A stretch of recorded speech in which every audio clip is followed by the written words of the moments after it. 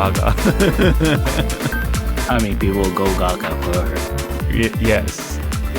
You know what? Actually, yes. At the moment, at the very moment, yes. I am streaming now, so go ahead and try and get through the ads. Well, actually, have you tried uBlock Lite Origin or uBlock Origin Lite? I feel it's called. I think that's like the latest one that works. I think. I only have what you call Adblock. Yeah, Adblock Plus and stuff. I think uBlock works better. I think that's the best one at this given moment. uBlock Origin Lite, yeah, that's what it's called.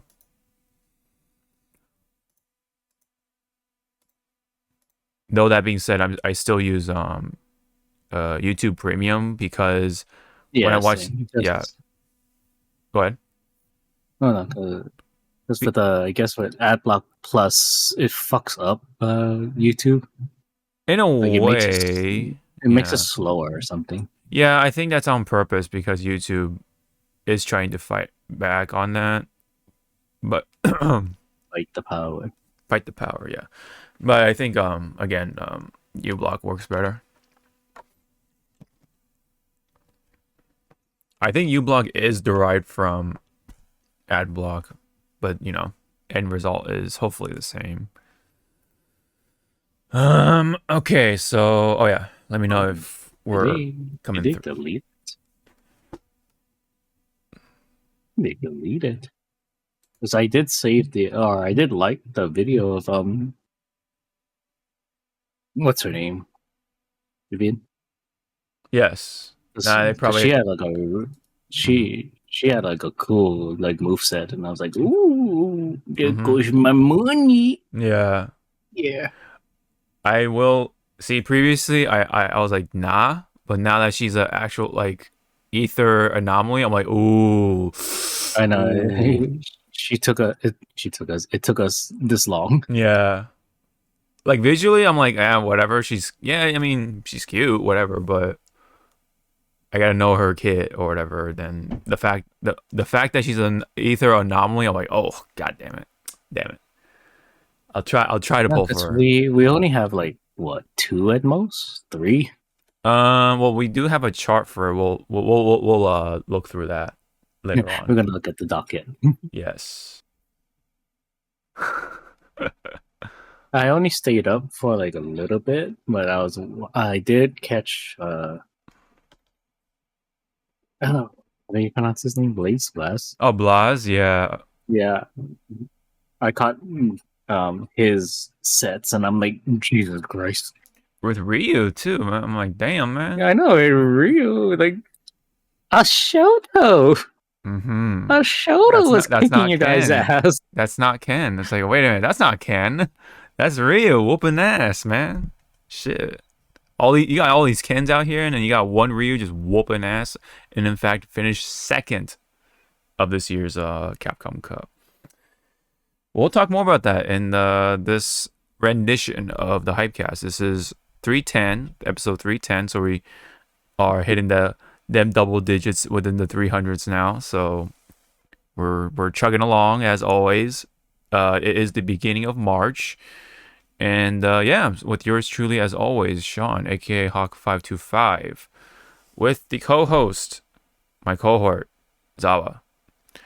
Today we are repping the Monster Hunter backgrounds. One for me, I'm repping Alma, the handler, right? Your handler in the game, and then Zawa has the Arkveld and Hunter background from the cover art, basically. About yeah.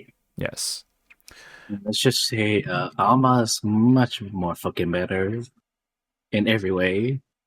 Than the handler from Worlds, yes. It's like, all right, everyone, this is a new ecosystem. Do not touch anything. She like touches and then just like, oh no. She gets like fucking snagged from something.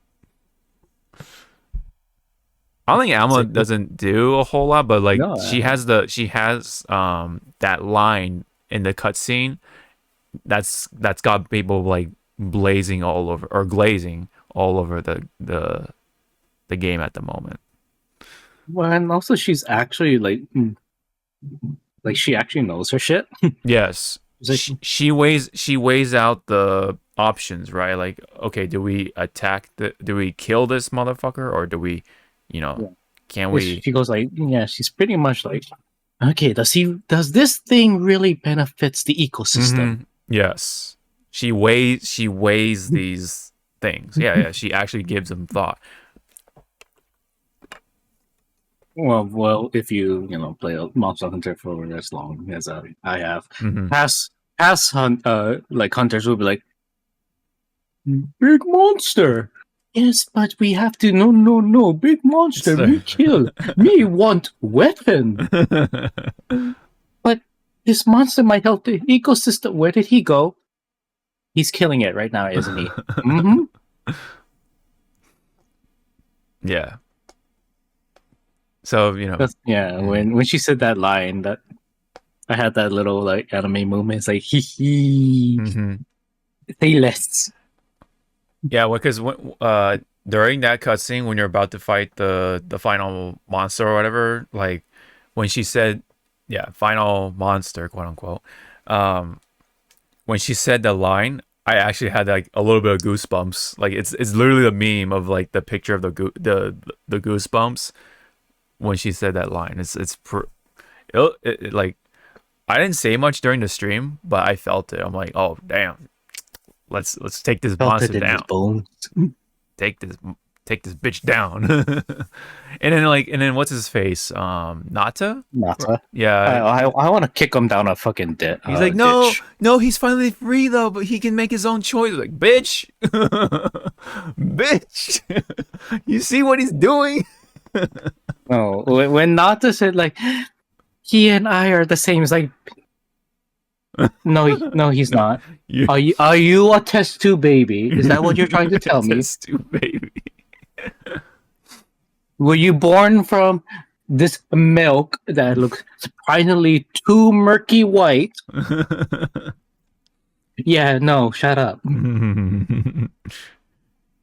We're not the same.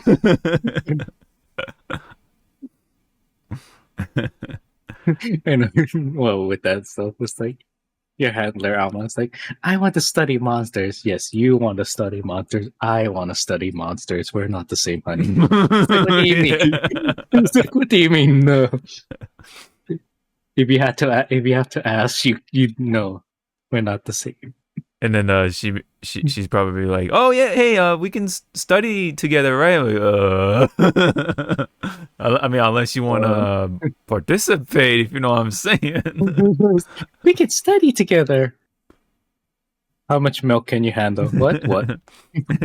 I know you're a handler, but how much can you handle it? This said upcoming group activity. Anyway, like, you know what? You can participate, Alma. Just put on this blindfold. Yeah. Why? Just they're very shy. Here's a blindfold and some rope. Wait, what? Excuse me? So yes, anyways, we were honeymooning some Monster Hunter. I am in HR. I'm sure you are also in HR. What's your HR level at the moment? Or rank, I should say. I'm in the 90s. You're already in the 90s. Yeah, of course. I'm in the mid 30s, I guess, 35ish, or either 30 or 35, somewhere around there. So I'm making. I'm all gonna say this. When you do hit your cap, it's not your fault. They do realize that there is a small bug with the caps. It pretty much deals with if you did what's it called? Your side quests, you help the villagers and your palico beforehand, before you hit the actual cap, it's gonna bug out and you'll just have to do a like a regular optional quest to just make sure it's high rank to just break the cap. Yeah, yeah, yeah. I Yeah, luckily. it's like they're aware of it. It's just that it's kind of more of a beneficial thing for you because it's like why am I not able to hit the cap? And when you do, you'll pretty much be like a much higher rank when you're supposed to be. Yeah, yeah. I heard about that bug, but I didn't exactly knew how it worked or what was the The actual like cause, yeah. cause. Yes, the catalyst, right? But yeah, yeah. Luckily, I just like kind of went straight through it, and then like I just happened to be like, this is the quest to break the cap. Okay, whatever. So I didn't do all the side quests, so to say. Mhm. I guess I guess I got lucky. I don't know. Although, but we'll try to talk more about it.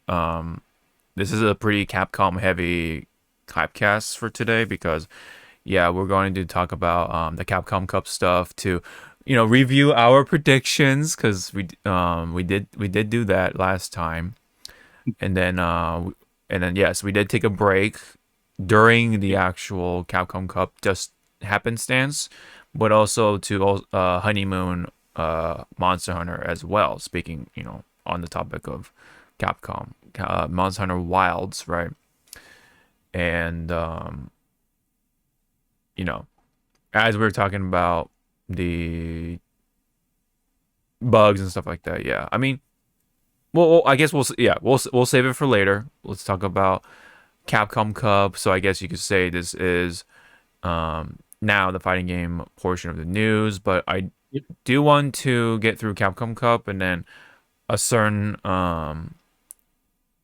frontline news topic, and then ZZZ, and then if we have time, oh no, ZZZ, and then we'll talk about Monster Hunter Wilds, and if we have time, we'll come back around for the rest of the topics as much as we can. Because yes, 2 weeks, a lot naturally does happen, right? We do have two other like gameplay trailers for two other characters from separate fighting games to talk about, or we should talk. We would like to talk about, but there are other topics at hand.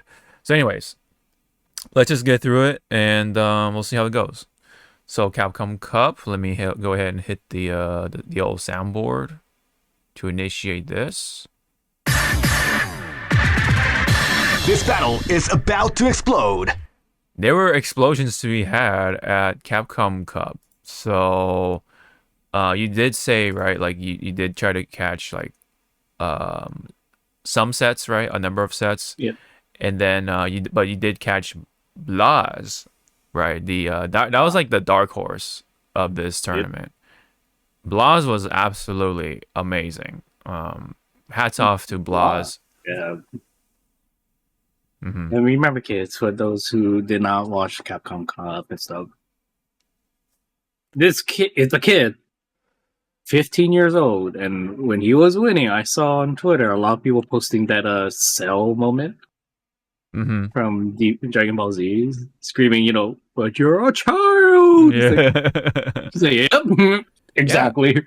15-year-old Ryu player lands second place with an amazing run, right? Only losing to Kakeru the entire, at least top 16 anyway. I wasn't able to catch like a lot of the actual group matches, but top 16 throughout, I did catch a good chunk of it. But Blaz was just like, man, just hammering through with that whooping ass with the Ryu. And it wasn't like like long ass like combo strings. They were like short and sweet. Yeah, and then like what was actually really cool and really like what will be the word for it? Just like not volatile, but it was quite eventful. I guess you could say, because Blaz even made like the top some of the top players, right? Like Yeah, top players do like, these like amateur mistakes. Like they made them look like amateurs at some moments. So it was like really amazing. the set that I was more like, the fuck are you doing? Is a Angry Birds set Mm-hmm. with his Akuma. I was like, okay, like after the first round, I was like, you know what? Okay, we're testing the battlefield, we're testing the waters. Let's go. Why are you DB jumping like that? Like just The out in the demon open? Why are you flipping, doing? yeah, Yeah, yeah. I'm like, holy crap! I mean, yeah, no, Blas was like pretty on point with With the counters the and like counters, the reading. shoryukens, the anti-airs, like a lot of sweeps that landed. Like, yeah, He also was really good on keeping his distance and yes, watching meter management. mm-hmm. Because how many times did sorry Angry Bird? How many times did Angry Bird like try to throw out like a raw fucking demon rush, and it was like, stop it! Mm, It's like stop. yeah. Let's not take away from everybody else. Like everyone else Yeah, also played amazing, but it's just like, yeah. damn, Blas was just like on a whole other level. Like as a 15-year-old, like, geez, Louise, and even like when Blas was fighting against someone like Noah, like and Noah was supposed to be like the up and coming, like not so much of a new face because he's been playing actually for like a Like he's longer been time. playing. He's been playing for a longer time. It's just that now recently he kind of was on the like a momentum, right? But Blas just like shut down his game. Like there was one moment where he kept like spamming what was it, the palm Hadoken one, like it is, like the Oh, the little Stundo one. He goes, ugh. yeah, the short one, like he kept doing that Yeah. to him, like he got him like on the ropes and stuff. Like that was like, It was wow. the mind games. The mind Also, games, yeah, man. He just he was playing with his food. Blas was playing with his food in that match. So let's go through the groups, right? As we yeah. had our predictions, right? Um, so let me go ahead and also pull up the The standings. actual, yeah. Yes, the actual standing. Oops. Um, I just hit the docket again. Hold on, it'll reload. Okay, and then I put was this gonna back. say I like this what we did, like the little predictions. Like we should do that for Evo. Yeah, yeah, Oh no, that wait, was shit! we One of were. us is gonna be at Evo Yeah. for Yeah. now. For now, yeah. I have no guarantee just yet, but um, I mean, we could still do it theoretically. It's just but anyway. Yeah. Um. Okay. So I transcribed the notes from the piece of paper I did, and I put it on the docket now. It's like a nice little table right here. So and then I will now let me see.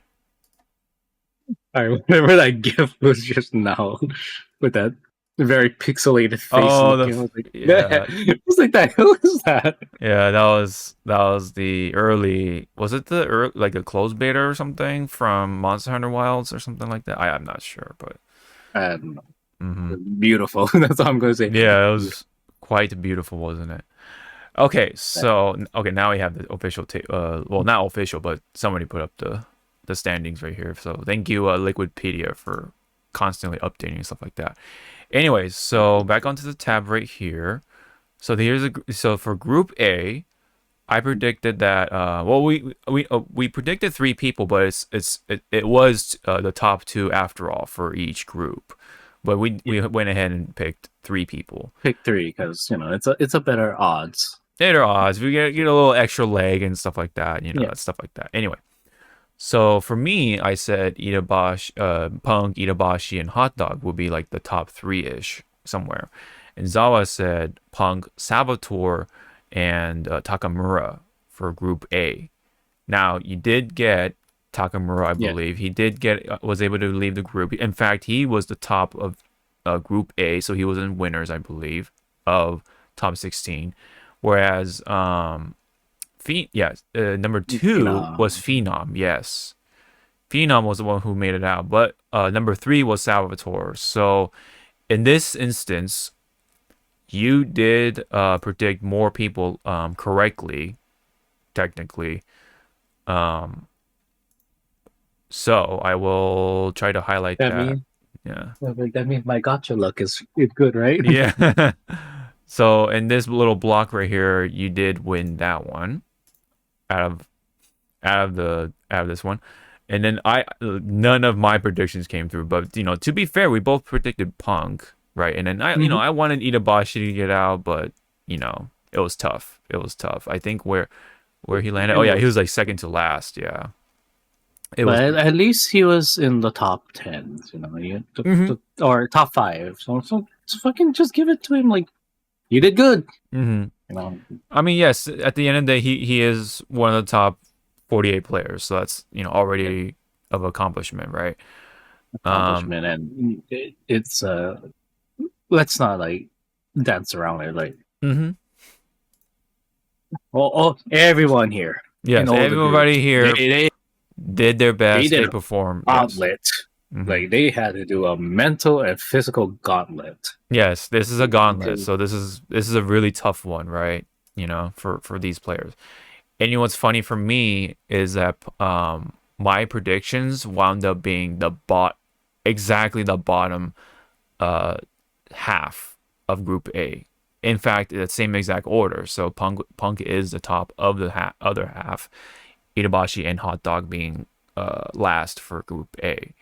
So that's kind Why of do I feel? Why do I feel like if we did right, like, the sports almanac from Back to the Future, no, yeah, we'll be able to do that and somehow time travel and all that yeah. shit. But we both did say Punk would Punk.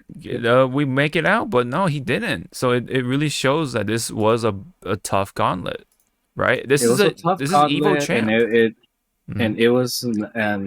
it really showed that it's like, yeah, because just because your name is huge does not Yeah, mean it's gonna carry you. You're gonna have to exactly. show.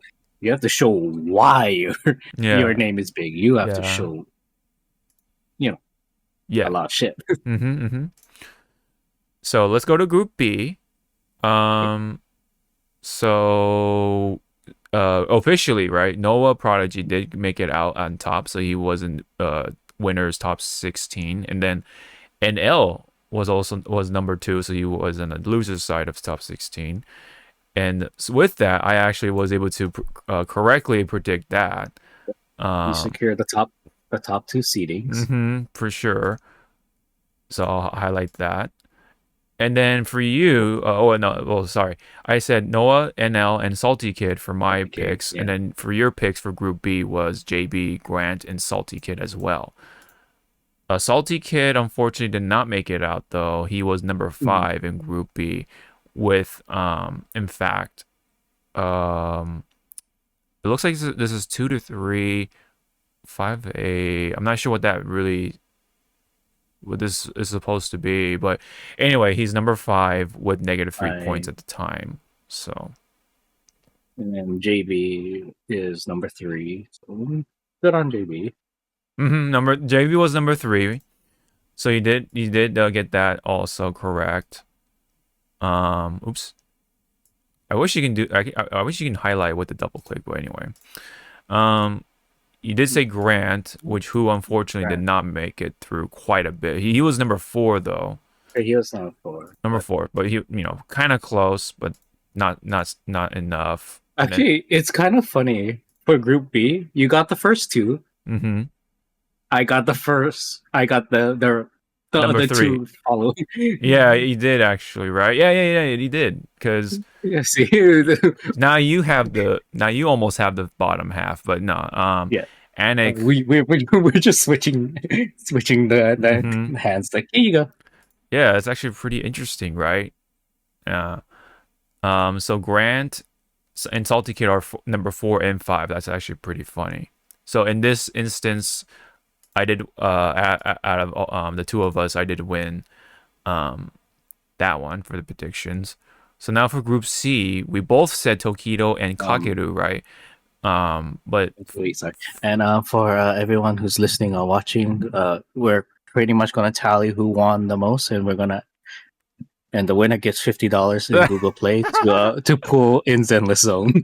Oh my god, just specifically Zenless Zone. We're just gonna use it for Zenless Zone because hell no, this man plays fucking Fate Go anymore. I know, yeah. That is pretty much true. So anyways, we both predicted Tokido and Kakeru, right? But I said Zangief Bellado for number 3 of Group C, and then Zawa said Dual Kevin of Group C as well. Survey says Kakeru and Tokido. What do you know? And in fact, I got Bellado was number 3, so I got the queen sweep there, or the clean sweep there. Excuse me. Yep. Oops. Let's oh see no. Again. Like, there we go. What the Sorry, I there we go. A Hawkier got the top 3 correct. Yes. I got the top 2 correct, but my dual Kevin came under Zangief Bellado. Yeah, So our technicality, if we were like, back in grade school, I'll have half a point. Yes, half I a fucking point. hated those. Mm-hmm. Hated that point system structure. Yes, and then to be fair, Dual Kevin did make it into number 4, so you're pretty close, on that third person pick. But yeah, Zangief Bellado did make it into number 3. So I did win the Group C pickings. But yeah, number one more specifically was Kakeru, who was, to be fair, very amazing in his run as well. From what I saw clips and read people tweeting and stuff. Yeah, and then Tokido was in the loser's side of top 16, who also played very awesome as well. Yeah. So now Group D, I said it was going to be Broski, Bao, and Idom. Zawa said it for Group D, Idom, Blaz, and Emperor.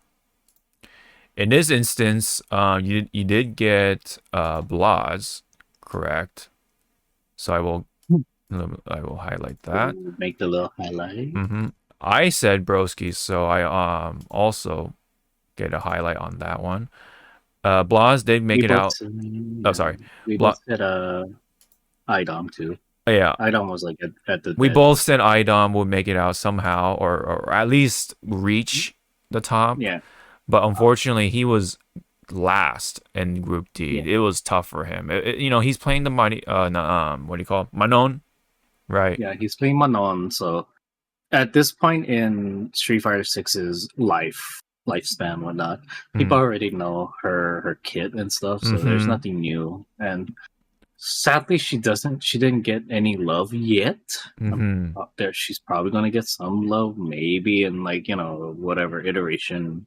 Super Fighter 6, something like that. Yeah. Have, a little bit more love from there. So Blaz made it out number 1 with 5-0, which is amazing, right? Of course, he's the dark horse of this entire cup.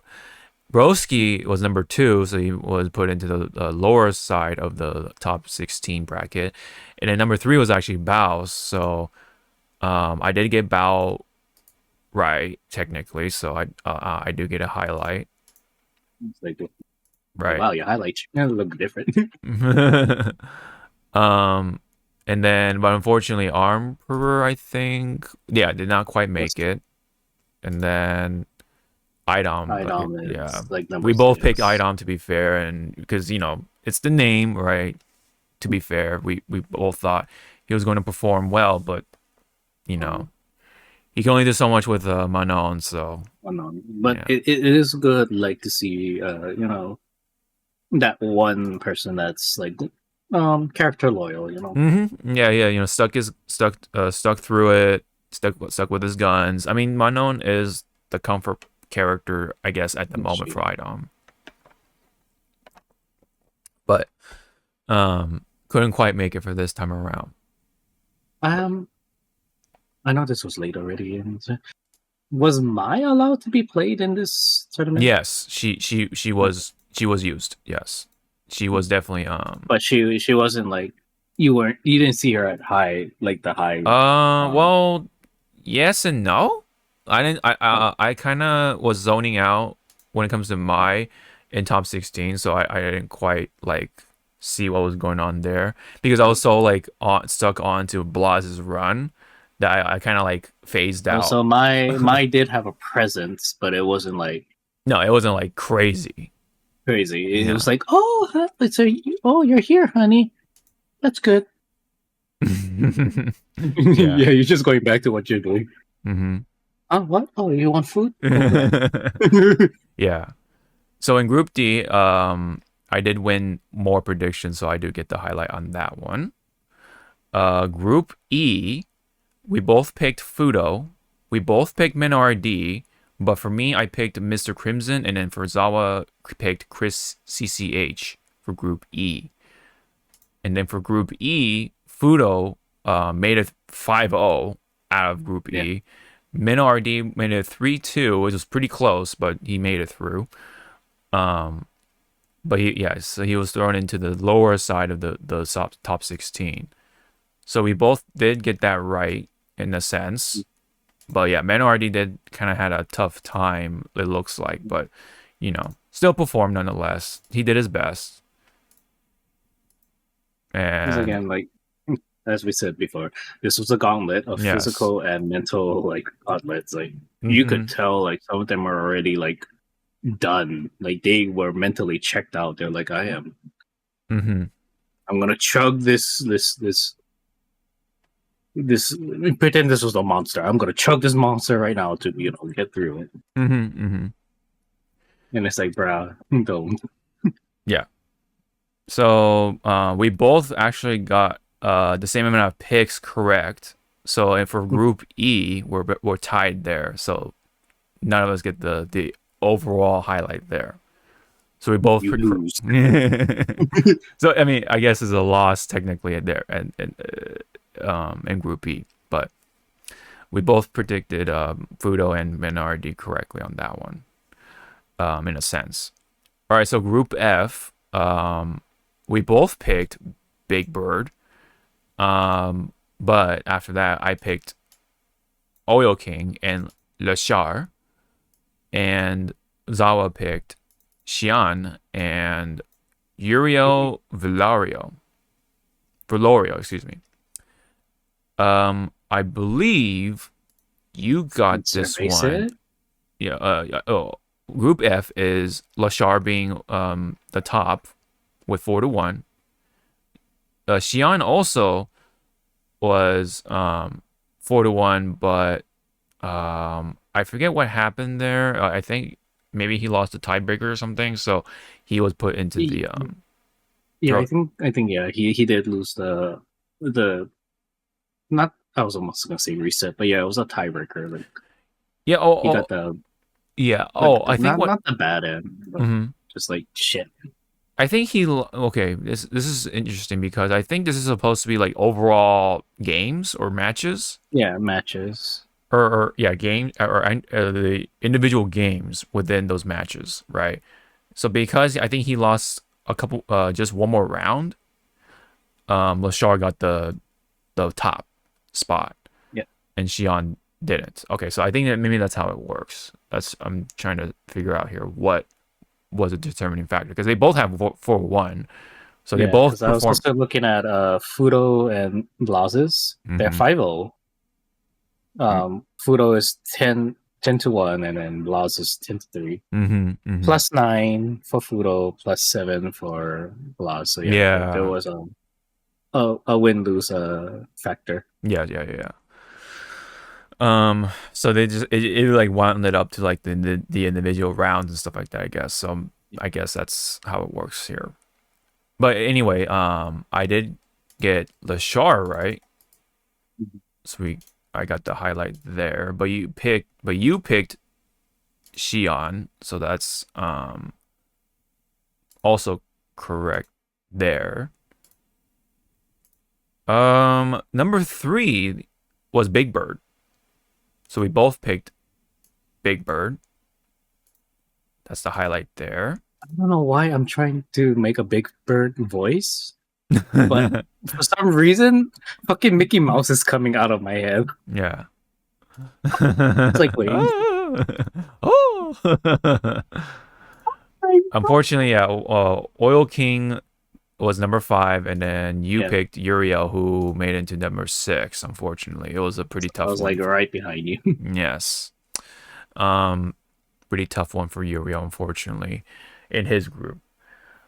So in this instance, also we did tie up, so that is also no wins for neither of us, no W there. We both tied. Now for Group G, uh, we both picked Shanghai, but beyond that, I picked Knuckle Dew and Nephew, and then you picked Kaba and Kills You. And officially, Group G, right? Group G was actually Juicy Joe that got the Mhm. top. Shanghai actually got number 2, so got put into losers there. But number 3 was Kills You. Um, so you did get the 2 highlights there, and I only got 1 here. So you actually won Group G in this instance. We Wait. forgive. We finally broke you finally broke the tie streak there, the 2 tie I streak. know. I did it. Woo! Yeah. Now do it again. It's Yeah, like, yeah, what? do it again. Yeah, Kills You was number 3. 4 was Cabo, so you did technically kind of like predicted correctly ish, but not but you know, he's number 4, so not quite. And then but my 2 picks were at the bottom, unfortunately. Knuckle Dew was number 5, Nephew was number 6. But to be fair, they all have actually from 3 to 6, number 3 to 6, all have 2 wins, 3 losses overall. So that's actually pretty interesting, right? But it's the amount of matches or amount of games within those matches they won that again determines where their placing was. So yeah. The previous Capcom Cup champ, right? Well, from Street Fighter 5 didn't quite even he couldn't quite make it there. And Nephew, another tough fighter, could not make it through as well. Kaba, another tough fighter using Guile, right? A Guile main, did not quite make it there. But I guess to be fair, right? You could say that this is the most well-rounded group because none of them went 0-0-5 Yeah. because they all have their wins. They had a point in their Mhm. in their overall score. Yeah, Group A and Group G did actually the same. If you look at the scoring, That's creepy. yeah, That's it's kind of interesting, right? Yeah. Whereas, yeah, I mean, to be fair, there is another similar scoring with Group H and Group B. Interesting. But Group H, speaking of which, that's the last one for our group predictions. We both Triple picked H. Group H. We both picked Angry Bird. We both picked. No, actually, we all picked the same thing. But we did it in a different order because we were like saying like Technically, yeah. Yeah. Mm-hmm. But I mean, it wasn't meant to be in order, but it happened. It kind of like kind of is sorta. Yeah. So we both did get Angry Bird correct. So let me go ahead and highlight that.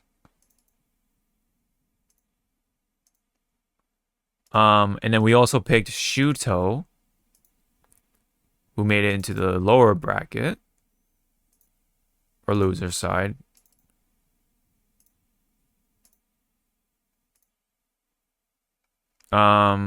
But Kusanagi unfortunately did not quite make it through. So, but we'll just put a little smiley face. yeah. Oh man. Just go. Yeah.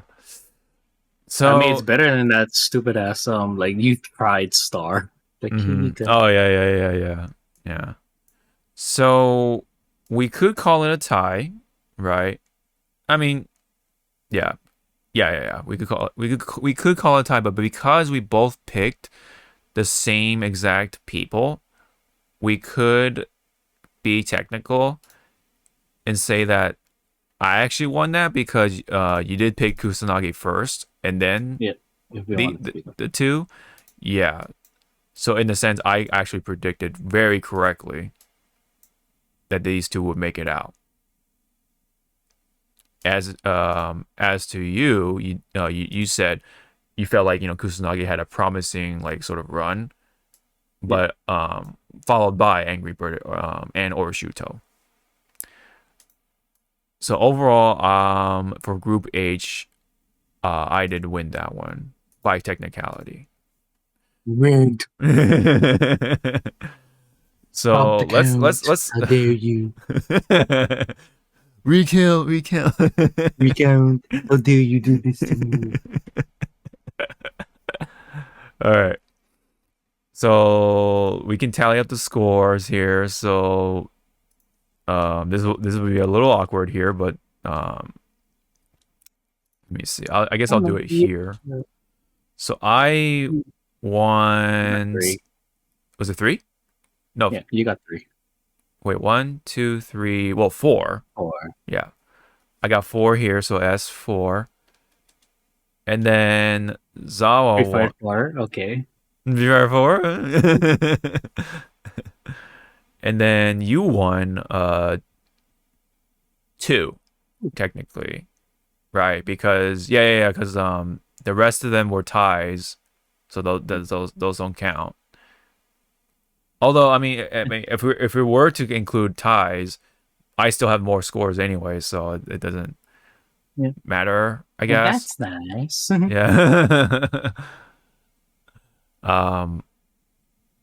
So let me make sure I am counting and tallying up correctly. So yeah, arm person. Okay, so yeah, so Zawa won 2 overall. So Z2. So overall, the group predictions I won 4, and you got 2, right? So in this instance, yes, I win this part.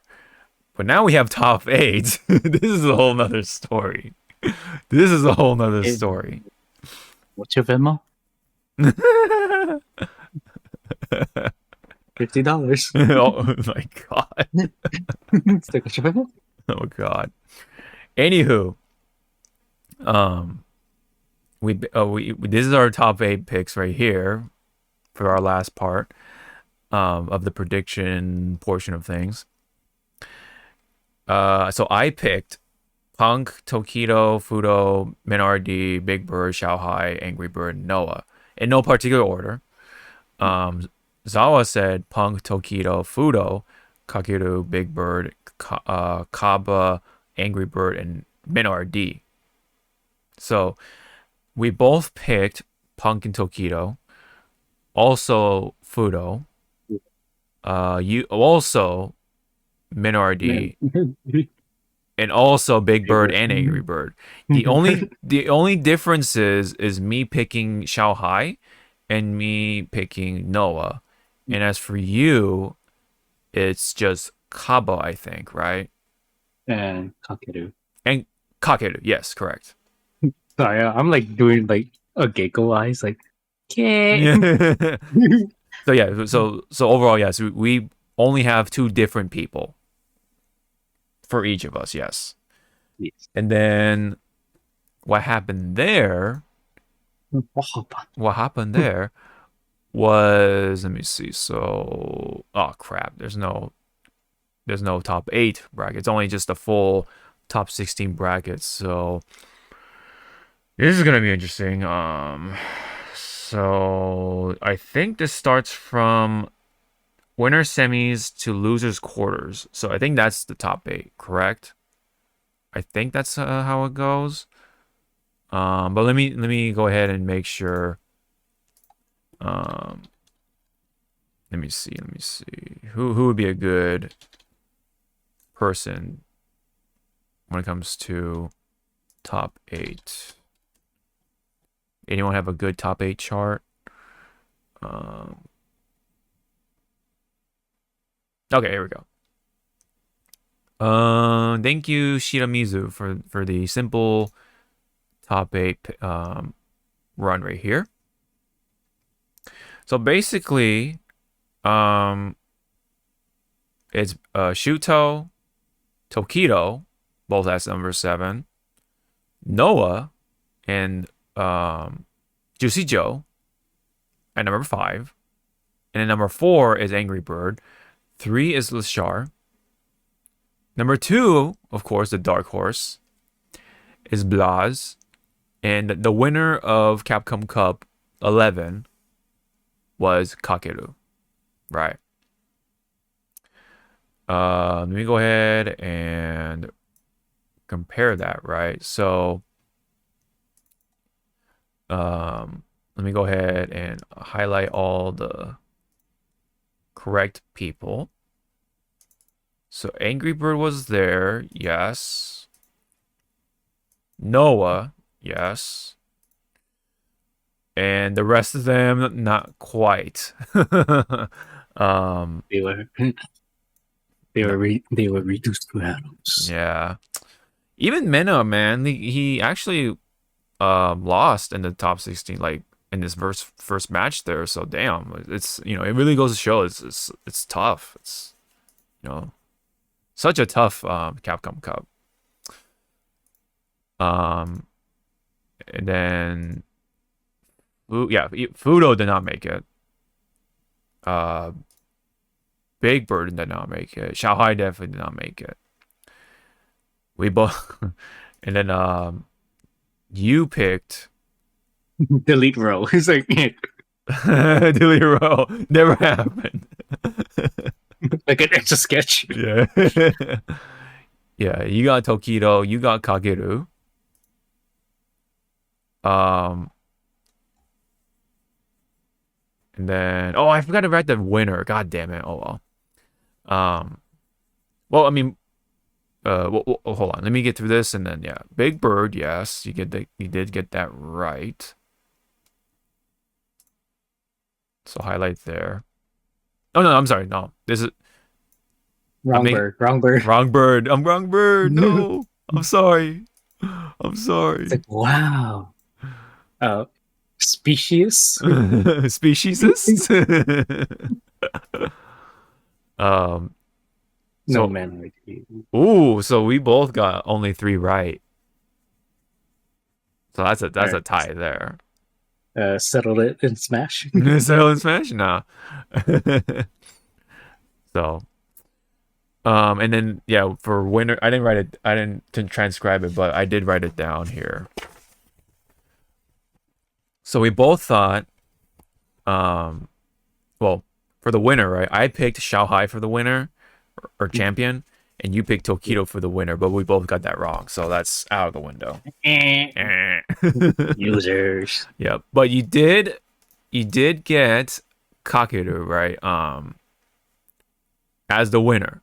So by technicality, I'll give it to you for winning the top 8 prediction there, because since we both tied anyway.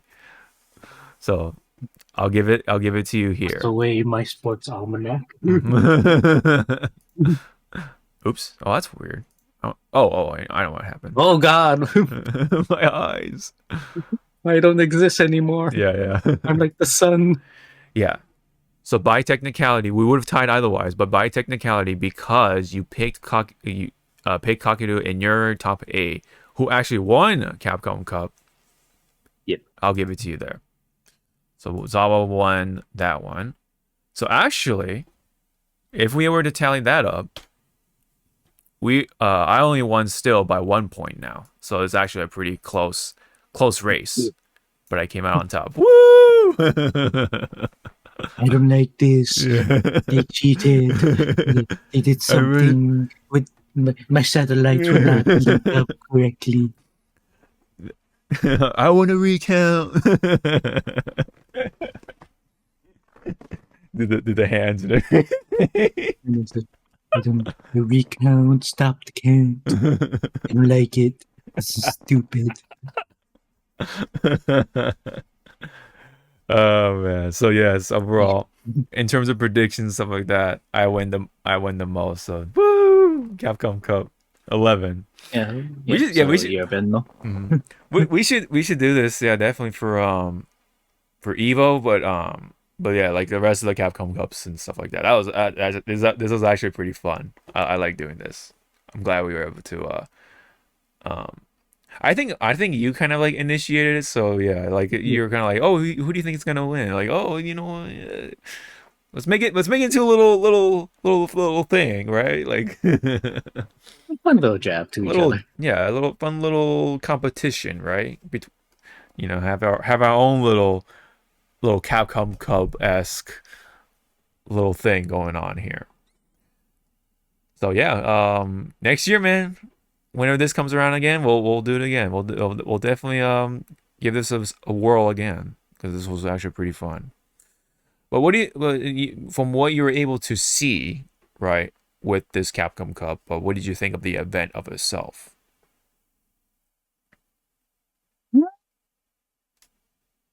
It was more lively. Mm-hmm. Yeah. It was lively, and I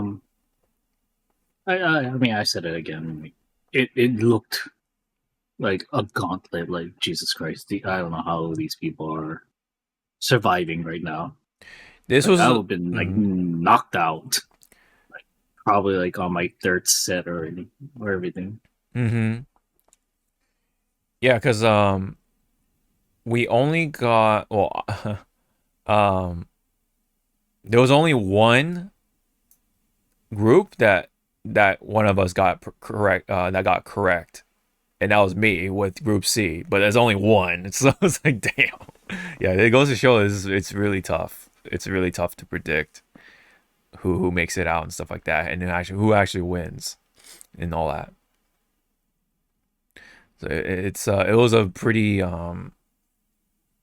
tough one, and a lot of these big names that we thought were gonna make it out, or at least have a hair of a chance.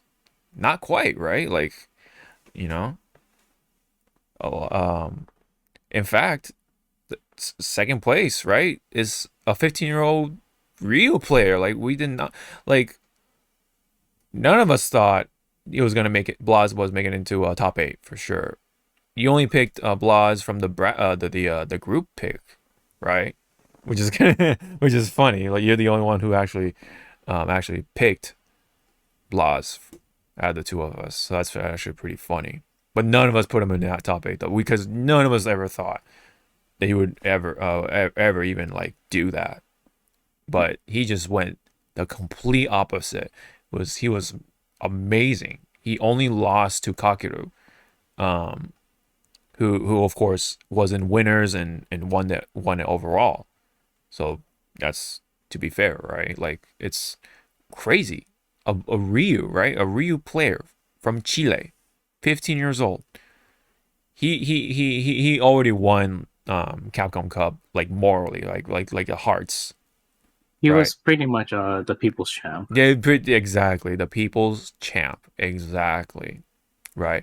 So can you imagine him coming home to his hometown and like the ovation he will get, right?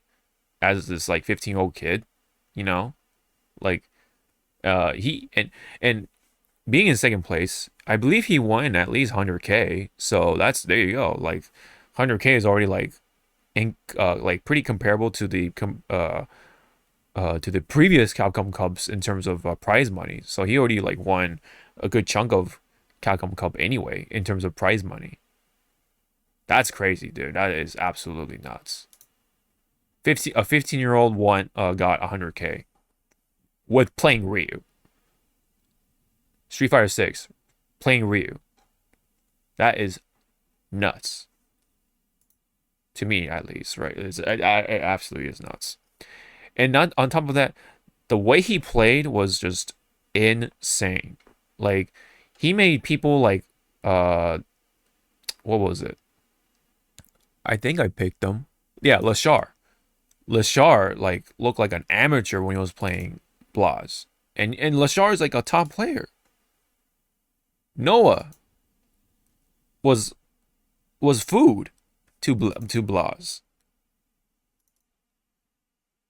It's just crazy. It's crazy to see someone like Blas making these players look like just your, you know, just your like another player from ranked or something. I mean, and maybe that's a hyperbolic thing to say, but still, like, if you look at them, if you watch the matches, I mean, how could you not think like that, man? It's you know, insano. It is absolutely loco, man.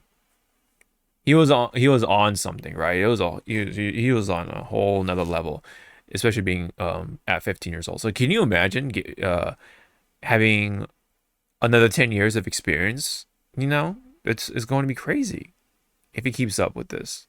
Crazy. But at the end of the day, Kakeru is the one that won the $1 million. And you know what's funny? There was this little story before he started Capcom Cup. He and his newly wedded, well, not newly wedded, he just recently got engaged with his fiance, right? And he came out saying like, oh, right before the top 16, he got in an argument with his wife because I think something to do with the ring, because he's like missing the engagement ring and stuff like that. Like I guess so they're having some sort of argument that still was not finished by the morning. So in a sense, Kakira got motivation to win the money, right? So that he can get a nice ring for his fiance. And yeah, he won. He won the $1 million, man. And you have to remember the conversion rate, right, at the moment with USD to the Japanese yen. Because I think the Japanese yen is still unfortunately on the cheaper side, right? Or whatever. So that means but that means though he's gonna get a lot of yen. So he's good, right? I mean, yes, there is taxes and the Japanese esports fees and all that crap, but still, I'm sure he still will have a nice bag to come home with. I mean, it's still well enough to get his fiance a nice ass ring. He's gonna get a nice rock on that fucking ring. So so I thought that was a funny story that he just admitted to, of saying like on stage with people watching, right? Like a lot of people watching. So, but but nonetheless, yeah, Kakeru was very happy, So hats off to Kakeru for rocking with the JP, right? And that was like I think that was one of the only very few times Blas started to like get nervous, to be fair, right? Because Kakeru was the only player that actually made Blas lose at, I think almost in the entire top 16, I guess. But yes, after that, Blas went through that insane run. All very, very, very crazy. Yeah, Capcom Cup 11, very first one with Street Fighter 6 was a very good success. And mind I say, I heard that in Japan, this venue, right? This was actually a 10,000 seat venue. And I guess, according to number of sources, it was sold out. There were a lot of people in that stadium or whatever, the venue. Like from the camera angle and stuff like that, it did not look like that. It looked like it was like a small little venue. I'm like, why is it so tiny? What the fuck? But no, it was a lot of seats. And it was all filled up. So Street Fighter 6 in Japan is like really, really big, I guess. So maybe and so a number of people were saying like Yeah, I think Capcom Cup should be in Japan from now on because it's like because the vibes and everything, the energy is so different and just I guess better in a sense, right? Because there's just so much more people, more eyes, and just like of course this is a Japanese game, right? At the end of the day, right? So you know the culture, the FGC culture in Japan, it's just different. It just resonates maybe a little better. I don't know. The crowd resonation is just different. The vibes, of course, are different. So I mean, it's just something. So I mean, hey, wherever it goes, I'll watch it. We'll watch it. We'll watch it as much as we can, and we'll do these predictions again. It's pretty fun. Would you say that this was pretty fun? Or did you have fun making these predictions, Zawa? It was fun, and it's also like again the big eye openers. Like 'cause we were both kind of like not. We were both kind of banking on like because these are well known, players, so they surely got it in the bag. Nope. Yeah, yeah. Um, I was actually taking a look at this, right? And actually, to be technically correct, right?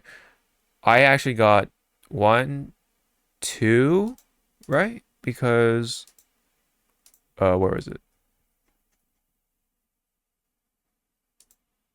Broski. Oh no, wait, Bow? Was Bow in it? Oh yeah, no, never mind. So one, two there because Fudo and Men already made it out. Yes, one, two, um, and three.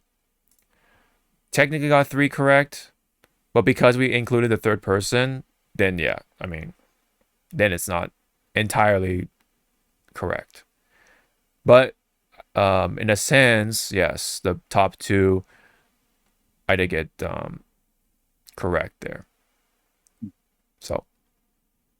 So technically I got three correct, but um but I guess indeed within this rule set, I only got one correct. Yeah, but still, that's like what even after counting three out of eight, that's still like a failure, right? So even with 3 out of 8, that is tough.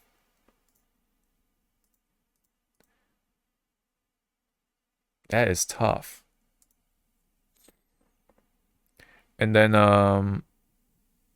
yeah, so that is pretty much that, yeah, for Capcom Cup 11. They are wrapping up right now with Street Fighter League, which is big in Japan, so that's why they're doing that last instead of Capcom Cup top 16. And unfortunately, we did not get any like new Elena trailer or nothing, right, for that part. But I'm pretty sure after Street Fighter League, that's where they'll fire up the Elena trailer there. So we won't be able to talk about it here, but that's fine because we can save that for next time. Right. So yeah. Another good Capcom Cup. But I think this time this was actually like very engaging because one, yes, we started this prediction thing, but two, Street Fighter 6 is just like a very different game in comparison to the other Street Fighters, and I think this one's like a good, well-rounded one. Even if it does have its faults, of course, right? But man, we have people like Blas to just really make this very fun Capcom Cup, right? Kakudo, of course. Tokido has some good moments too, definitely, and all that fun stuff. All right, so anything else you want to say, or we're good? All right. We're good. This is Capcom Cup 11. Thank you. Thank you for all the 48 players for giving their all and giving us some great matches. Memories to be had. All right. So we can now move on from there, and we'll stick with our current schedule current schedule for this Hypecast. So we're gonna jump right into frontline news just for the sake of things, and let me go ahead and hit this.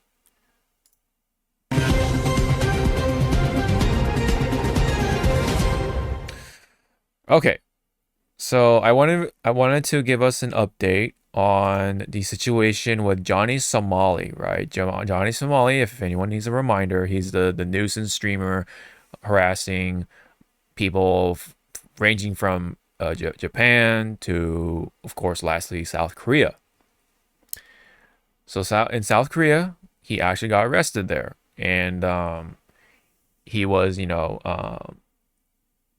slated to be charged with a number of crimes and stuff like that. And he had a trial coming up and stuff like that. Back when we talked about it, I think it was in December. Now it's moving forward. The trial is moving forward. Johnny Somali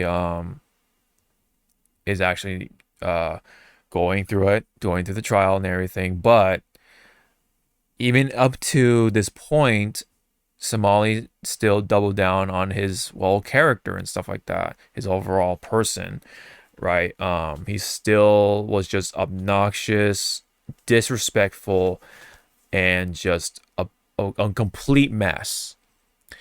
Apparently, according to a number of sources, he showed up to court an hour late, hungover, and after puking all over his friend's apartment the night before. In fact, he was live streaming, his entire sort of pre-trial, pretty much, I guess every day. I don't know, that's me assuming, but so because he's trying to get as much content as out there as much as he can before he goes to jail, right, or prison, whatever. And man, he just continues to just be, himself, unfortunately. Even to the point where he was gonna supposedly come back to Japan and just do it again and stuff like that. And just but meanwhile, and still stuck in South Korea, he's just hey, North Korea, blah blah blah. Yeah, North Korea. He just starting to just do worse for himself, and adding more crimes on his, I guess you could say, bracket, right? It's just it's a whole mess.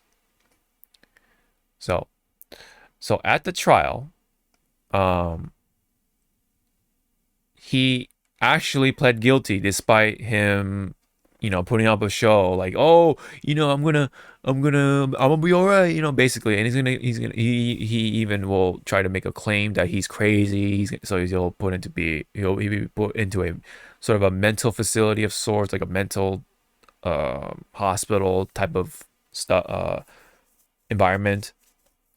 But Somali pled guilty to obstruction of business and other minor charges in South Korean court, with a potential 5-year sentence. Right.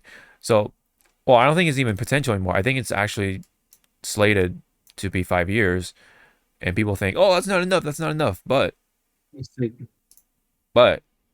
is not even it. This is more. This is just a couple of charges. He still has more to go through. Yeah. You're pretty much hitting it. He still has more to go through, and so legal mindset, it has been on it. Legal mindset does cover a number of court cases. As a YouTuber, he is a lawyer. I think he resides in Thailand, or in Asia somewhere, but I think more specifically Thailand. But anyway, he was providing some sort of coverage through X/Twitter. Yeah, he mentions about the 1 hour late thing. Both Ramsey's lawyer and Ramsey had no idea about the new charges, so they pushed the new next trial date for 3 weeks from today, April 9th. Johnny did plead guilty to all other charges. And then more details, right? Ramsey, that's his actual name, or last name, was clearly wearing Hank's white suit. So apparently there was a story where he had to wear a suit, like a business attire or formal attire, and but he didn't have it, of course, being Somali and all. What do you expect? So he had to like go to some like nearby store, a tailor or whatever, to find any suit, and and of course it was not to his size. It was super oversized. It was an ebony ivory vibe going on with Hank's black suit, according to Legal Mindset. He also told twice to take. He was told twice to take off his MAGA hat. So he was being extra disrespectful even up to right before his plea. So he was wearing the Donald Trump MAGA hat, and he was told multiple times to take it off, but he kept putting it on and stuff. And yeah, here's a picture of the courtroom entrance right here with the gentleman right here, Legal Mindset, standing right there. So yeah. Oh, okay, so here's a reminder, right? Ramsey faces a total of 4 charges, 2 counts of obstruction of business, and 2 violations of the Minor Crimes Act. Today, he pled guilty to 1 obstruction, which was the thing in the convenience store, the incident at the convenience store. 2 counts of the Minor Crimes Act, which is the dead fish harassment and disrupting the subway/bus. So again, there. I guess there it is. There's Somali with the white suit, pants and all, and the MAGA hat. Right before he was about to walk into the building, and I guess that's his lawyer with him. I don't want to say. I'm not too sure, or just a Korean translator or something. I don't know, interpreter. Not that I'm not sure. All right. So up to this point, man, I mean, what do you make of that? What do you make of that? I mean, obviously, he's fucking ruining it for like actual, good-hearted tourists to visit these places. Yeah, for sure. Now there's a stigma, if you want to call it, Yes. of of foreigners, and they're just gonna lump us all together. It's like, it's like, oh, where are you from? Oh, I'm from, like the U.S. Ooh. We'll be like, ooh. Well, I would even take it to the next level. It's basically like tourists that aren't Asian. Like they're like it could be any of them, any of those tourists, which sucks. That's like even worse, right? Because that's like profiling and stuff like that. But it's all to be fair because people like him, right? It's a very, very terrible situation overall, because not only for him, but it's just for stuff around him. It goes to show that it's not, these couple of actions not only affect the one sole perpetrator, but people around him, right? Indirectly for everybody as well, who want to visit these places in Korea, Japan, or whatever, right? Israel, because he was also in Israel, stuff like that. So don't do it. Easy, lesson learned, or lesson to be learned. Don't do it. Don't fucking harass people. That is pretty much the gist of that. Especially if it's not even your your home country or whatever, man. Your hometown at that. Be respectful. That's all there is to it. Just be respectful. Be respectful to people, and you will have a good, respectful time. wherever you are. It's just as simple as that. Nothing hard. But unfortunately, there are people like him that just don't understand that or don't want to understand that. Whether he is mentally ill or whatever, you know? Who is to say, like, why he does these things exactly? Like, is he just overall just an overall bad person? There's no real explanation like that, or is there something going on with him? Maybe he does have a fucking mental disease or whatever. But either way, the guy won't learn. Because even people who have mental issues do learn from their mistakes. So he's just a complete piece of shit. I think that's all there is to it. You know? The fact that like he showed up late, he was drunk or hungover or whatever, just complete utter disrespect, right? Because even like you know, when you look at like other footage of like court cases and trials and stuff like that with murderers, right? Like with actual murderers, right? Now, of course, a lot of those murderers have mental illnesses, all that stuff. They, you know, well, they're either in a prison uniform or they're in a suit. They're in a formal attire, you know, whatever, right? Like, even they have some sense. Isn't that crazy? That's crazy. That's insane. And this guy has the audacity to like just still be disrespectful up to the point of him pleading. So yeah, extra little details. You know, he was like taunting it up, like, hey, you know, I'm gonna be fine, blah blah blah, hey hey hey, you know, come get me, whatever, right? That whole stigma or that personality. And but once he heard the exact charges he's being charged for, or the crimes he's charged for in this case, in this particular situation, his face completely changed, like according to the people or the witnesses and that watched the trial. He completely changed. He's like, wait, what the fuck? Like that type of look. Because I think even like somewhere with legal mindset, they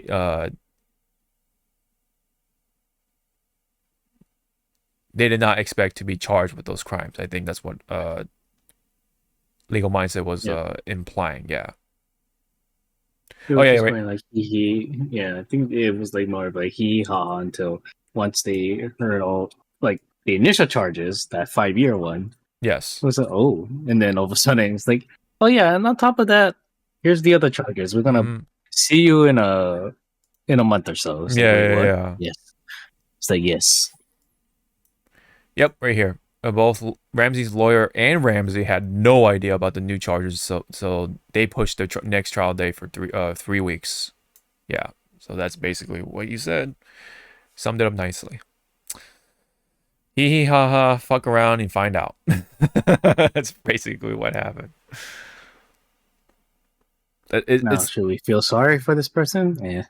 No, I think this is the one of those cases is where there is absolutely little to no sympathy for this man. No second thought. No respect for this man. Absolutely zero sympathy for this man. It's pretty much the oh no. It's like, oh no, wow.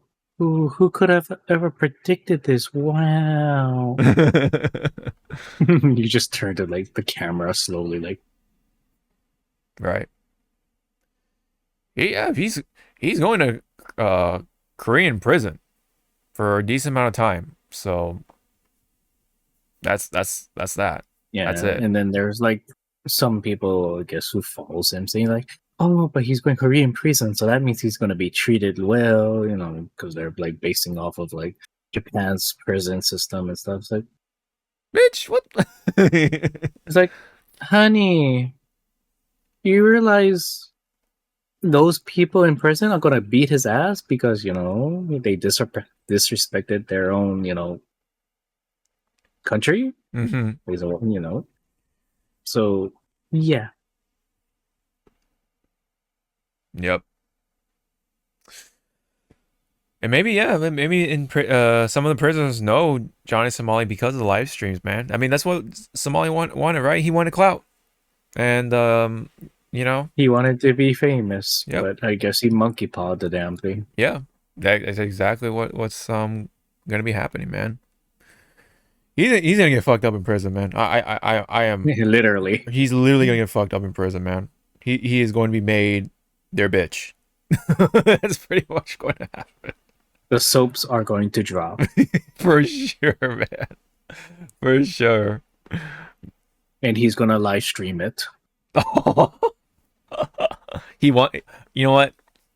I would. I wouldn't. I would not be surprised if he had Yeah. the thought of wanting to stream his butt fuckery. That's how just gone he is, man. That's how like fucking of a much of an asshole he is.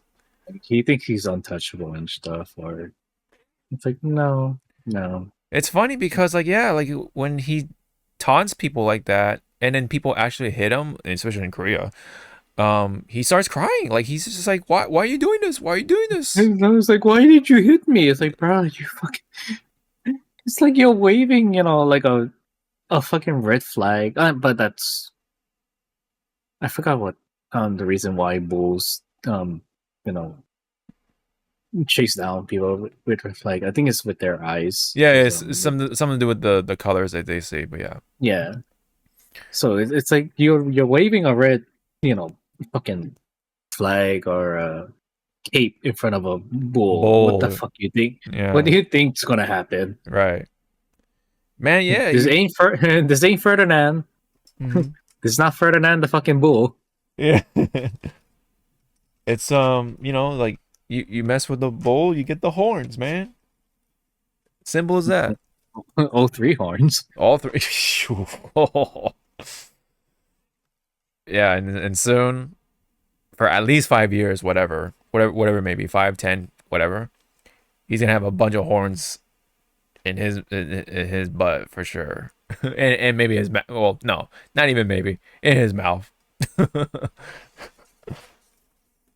Everyone, I just want to tell you that I'm the gay one. Someone over here had a plan. He knew what to say, and I'm just going like,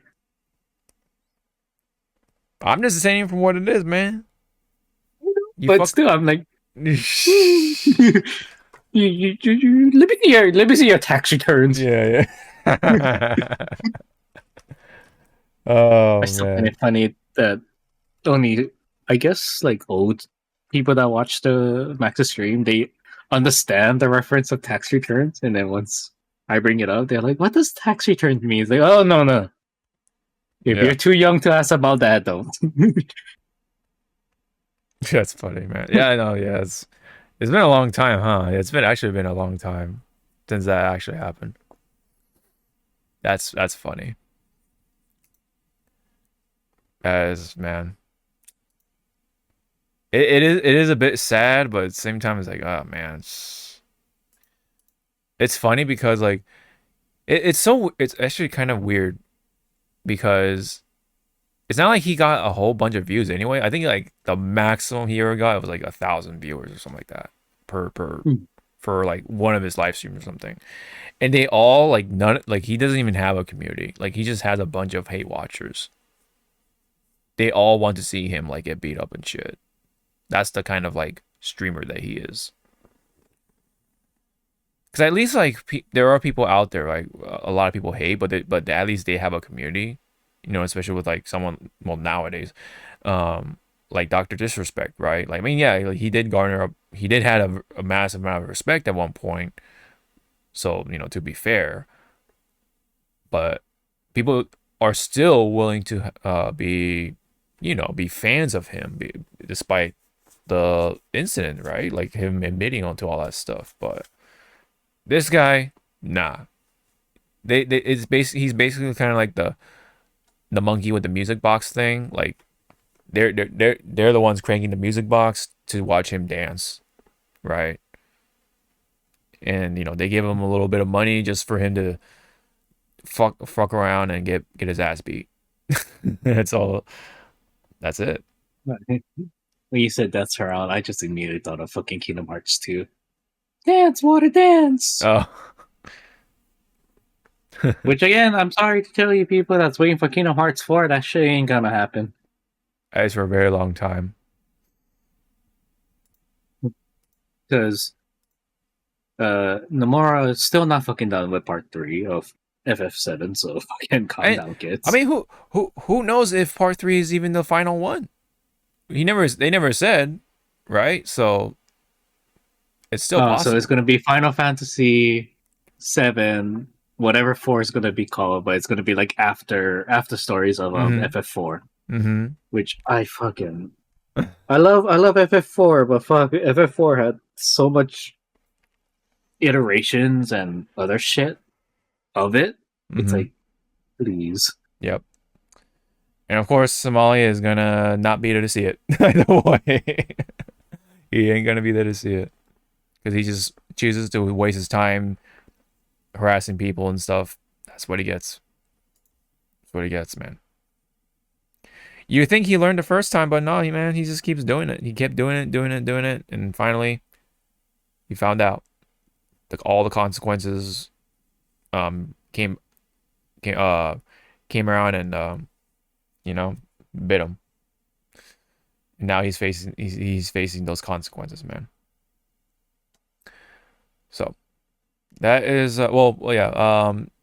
that's pretty much it on that. There'll be more to come. There'll be more updates, and that'll probably be like the last time we'll ever talk about him, and that's it. That's sad.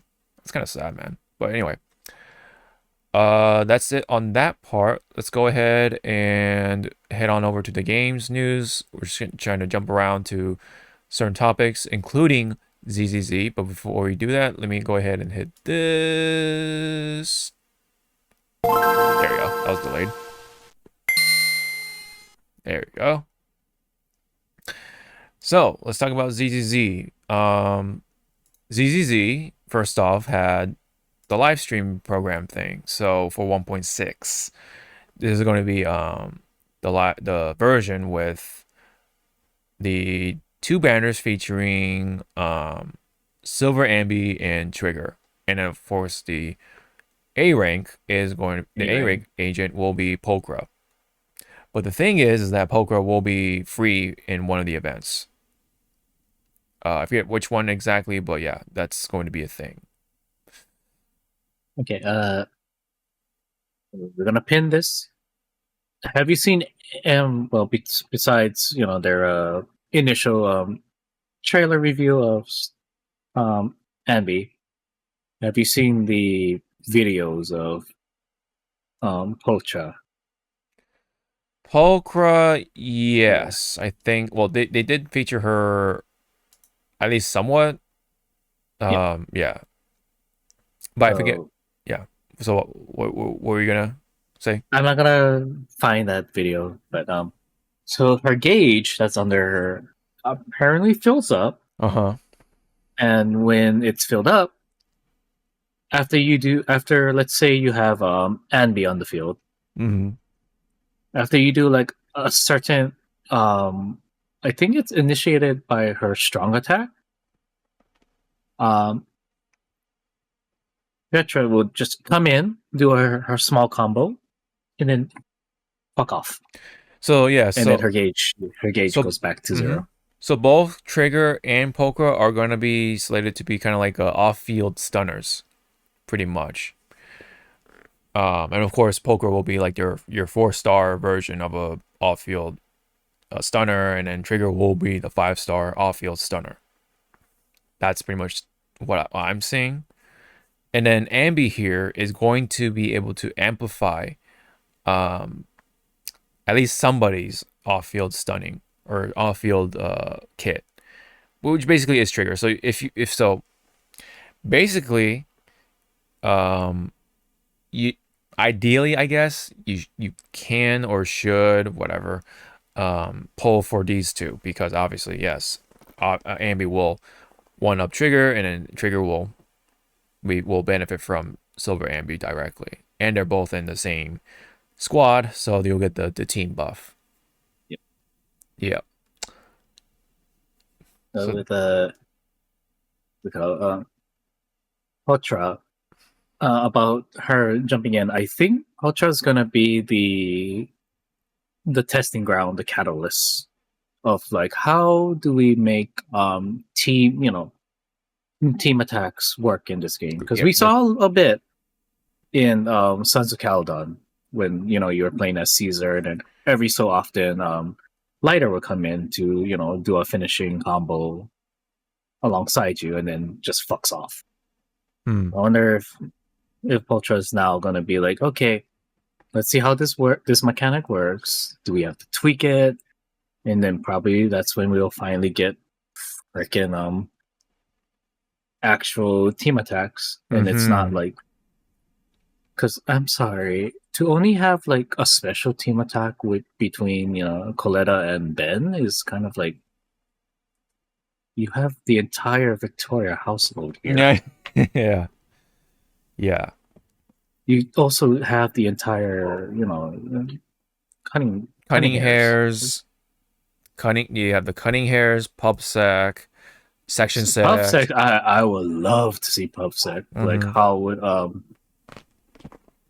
Chungi and stuff would like do their attack combination or their super. And Chingy and Zuyan will be pretty cool to see, yeah, for sure. And Seth, of course. Seth with what's her face, Jane Doe would be pretty cool.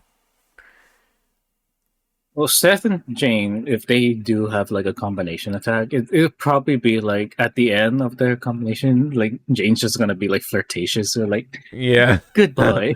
She'll just say like good boy and just walk off, and you just see Seth go like, she touched me. What do I do? What should I? I've never been touched by a woman before. It's like what? It's like what? Yeah. But Miyabi and Yanagi, I would love to see.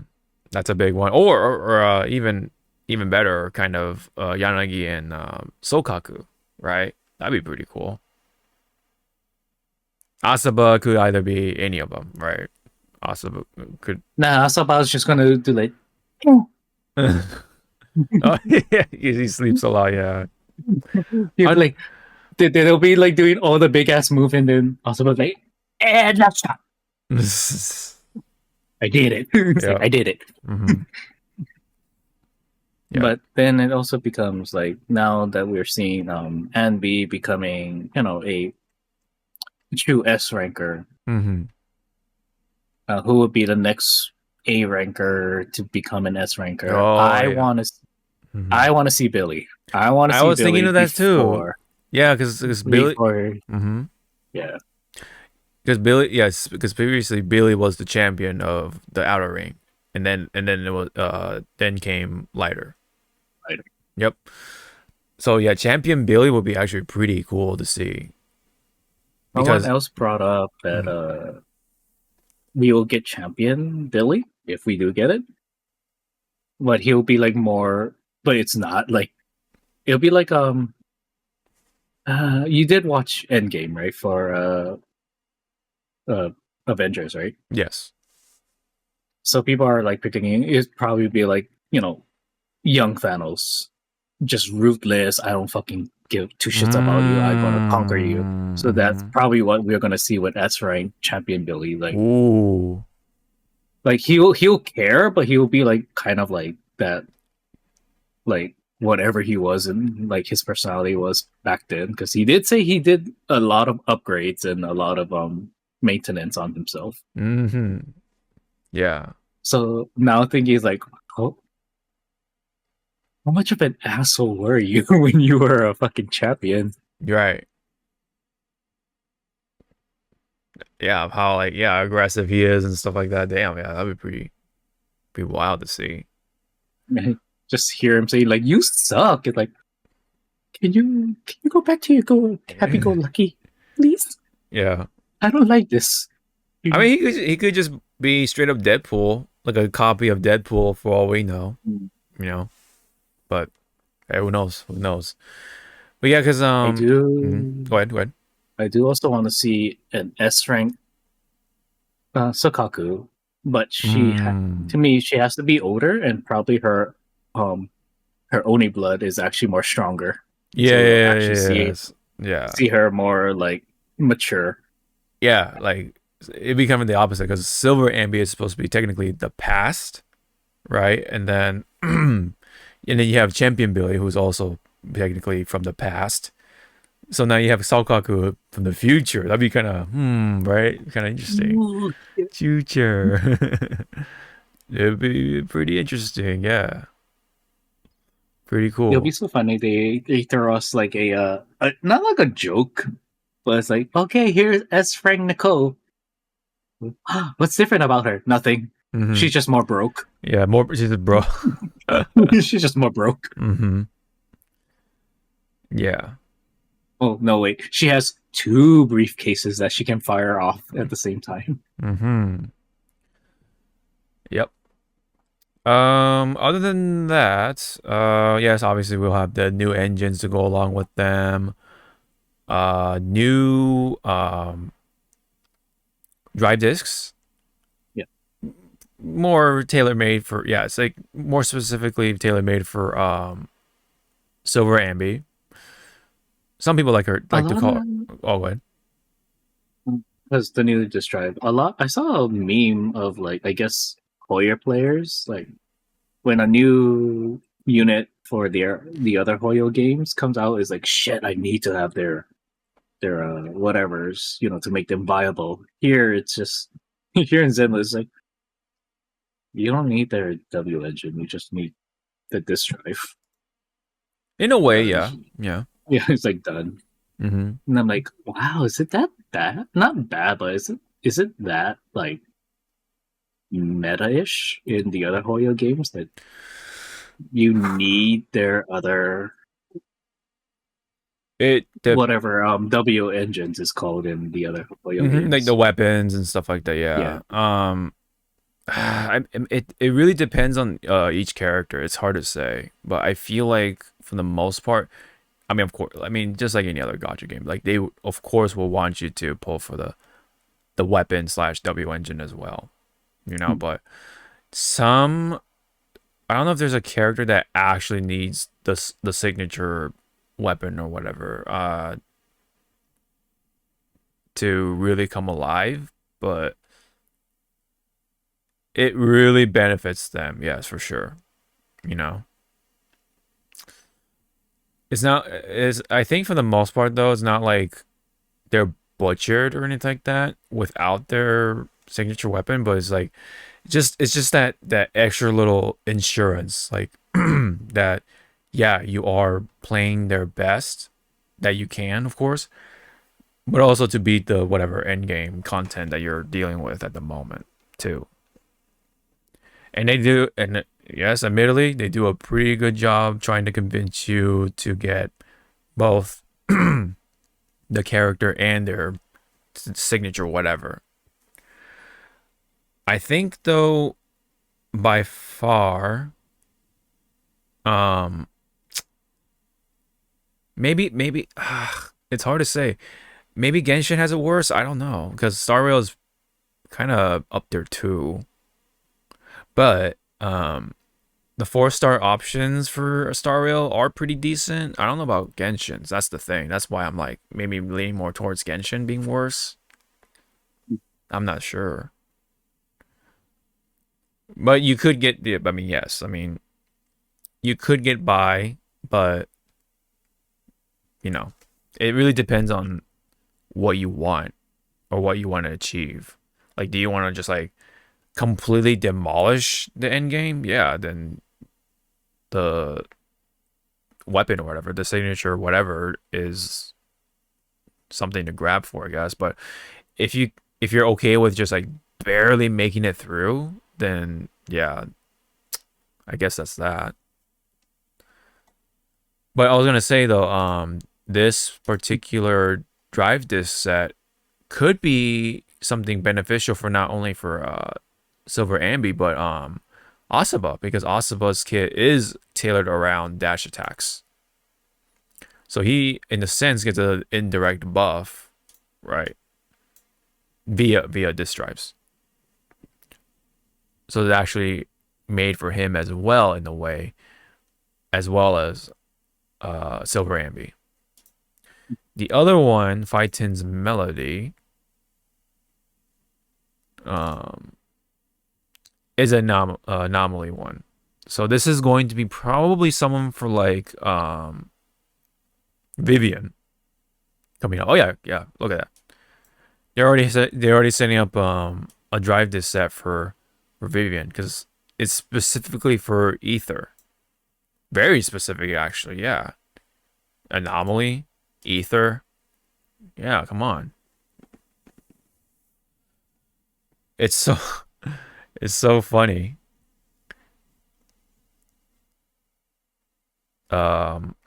This could actually work though for not only for Vivian but for what's her face? Fuck. Nicole. If you want. Bitch. Yeah, the broke bitch, yeah. Not to be fair, she's kind of broke because she's providing money for the orphanage. So I know. yeah. To be fair. But still, it's like... But she's still a broke bitch. Yeah. Which I wonder now, because she broke bitch. I bet you Billy does have like money left over from his glory days. Mm-hmm. He just doesn't want to give. Yeah.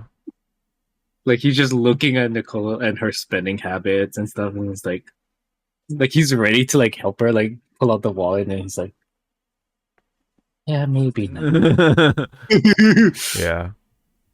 Hey man, he wants all the Star Knight stuff, man.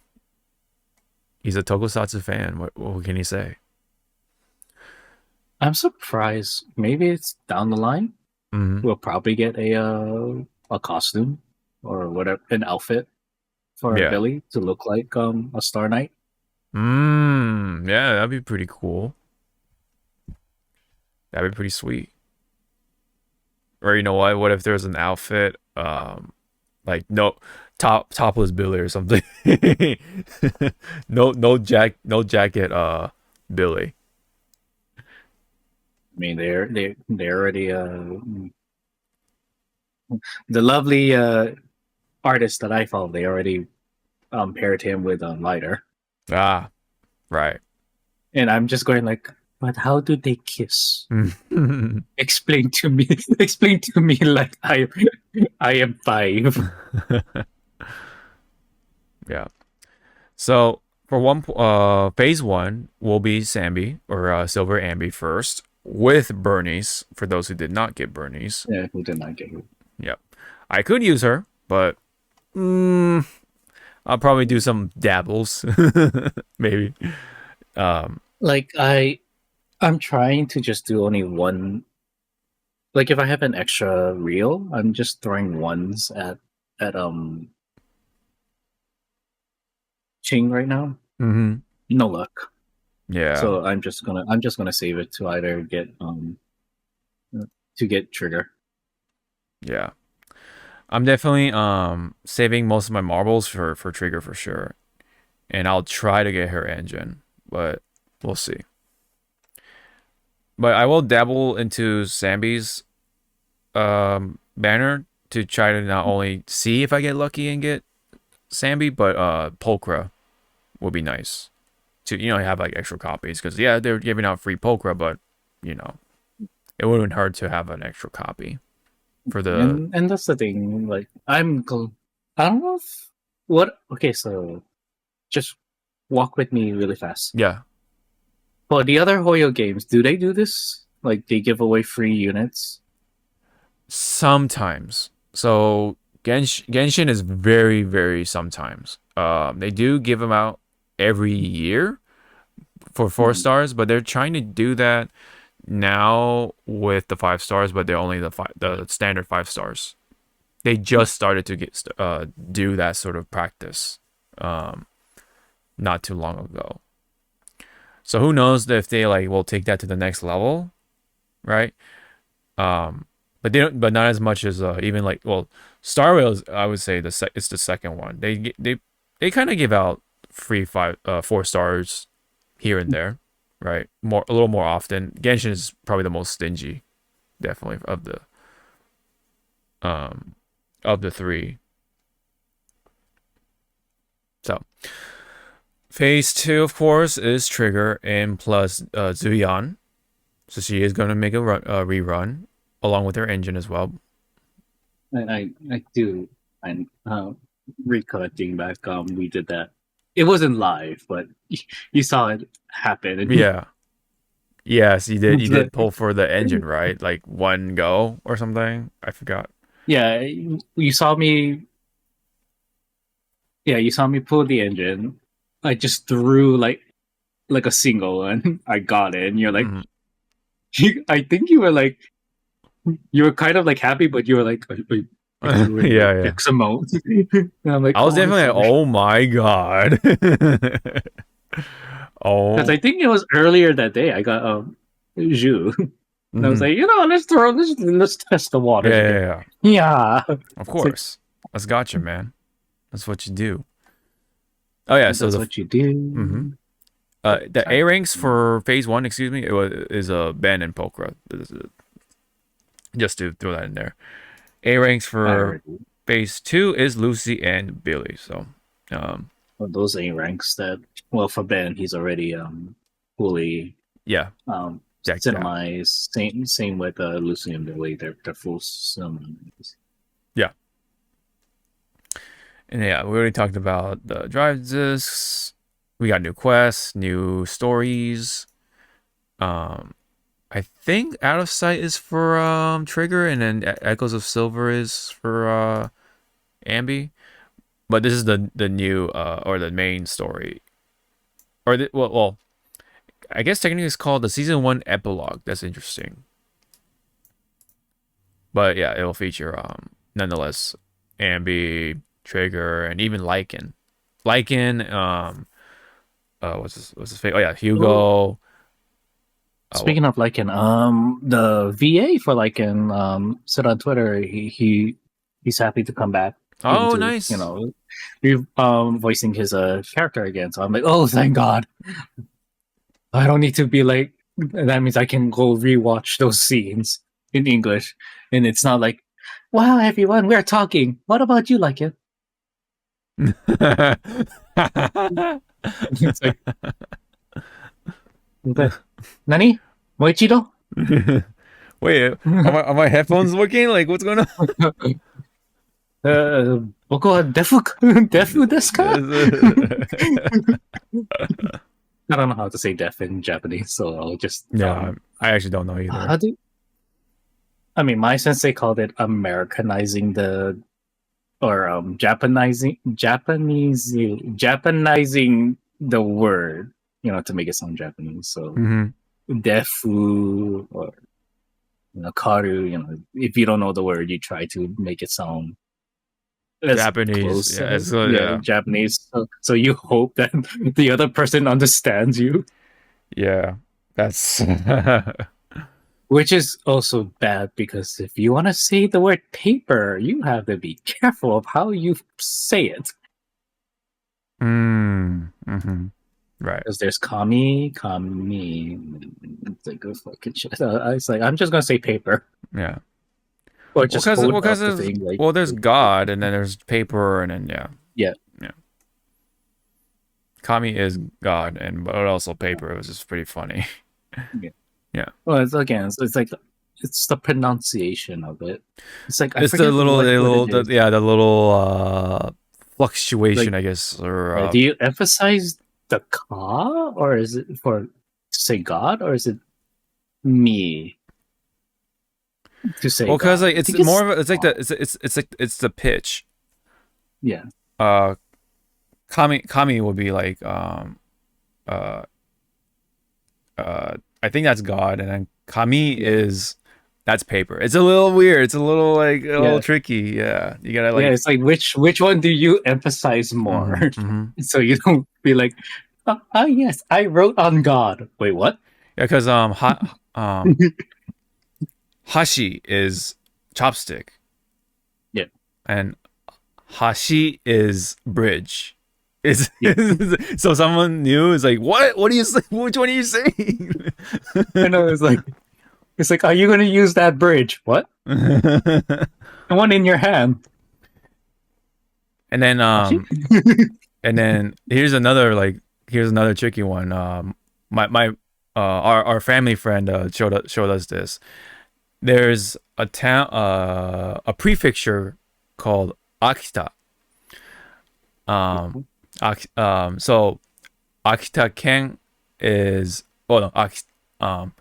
Akita Ken is the prefecture of Akita, and then Akita Ken is also the dog breed, because you know the Akita, right? Yeah. The Akita. Akita Ken is the dog. Akita Ken is the prefecture. You're like, what are you saying? What are you saying? Where do you live? What prefecture? I live in the dog. What? Are you a flea? Yes. Akita Ken. Yeah, that's the prefecture. Akita Ken is the dog. You gotta be able to pick up on that. You got.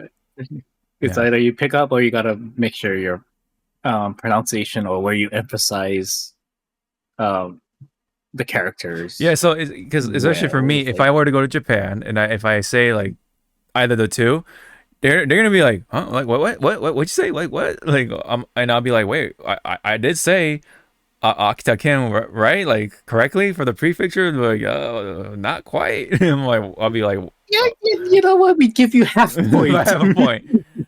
But it's like, you know, if someone else were to say like, you know, like a non-Asian person were try to say it, they'd be like, oh, you know, we'll show you which one is which, right? But it's like, but it's like because I, you know, have a more, you know, that Japanese appearance, they would expect me to know. Yeah, they will harshly expect you. Yeah, to know the accent / fluctuation of which one. Oh, don't get me started with the accents of what my sensei said. That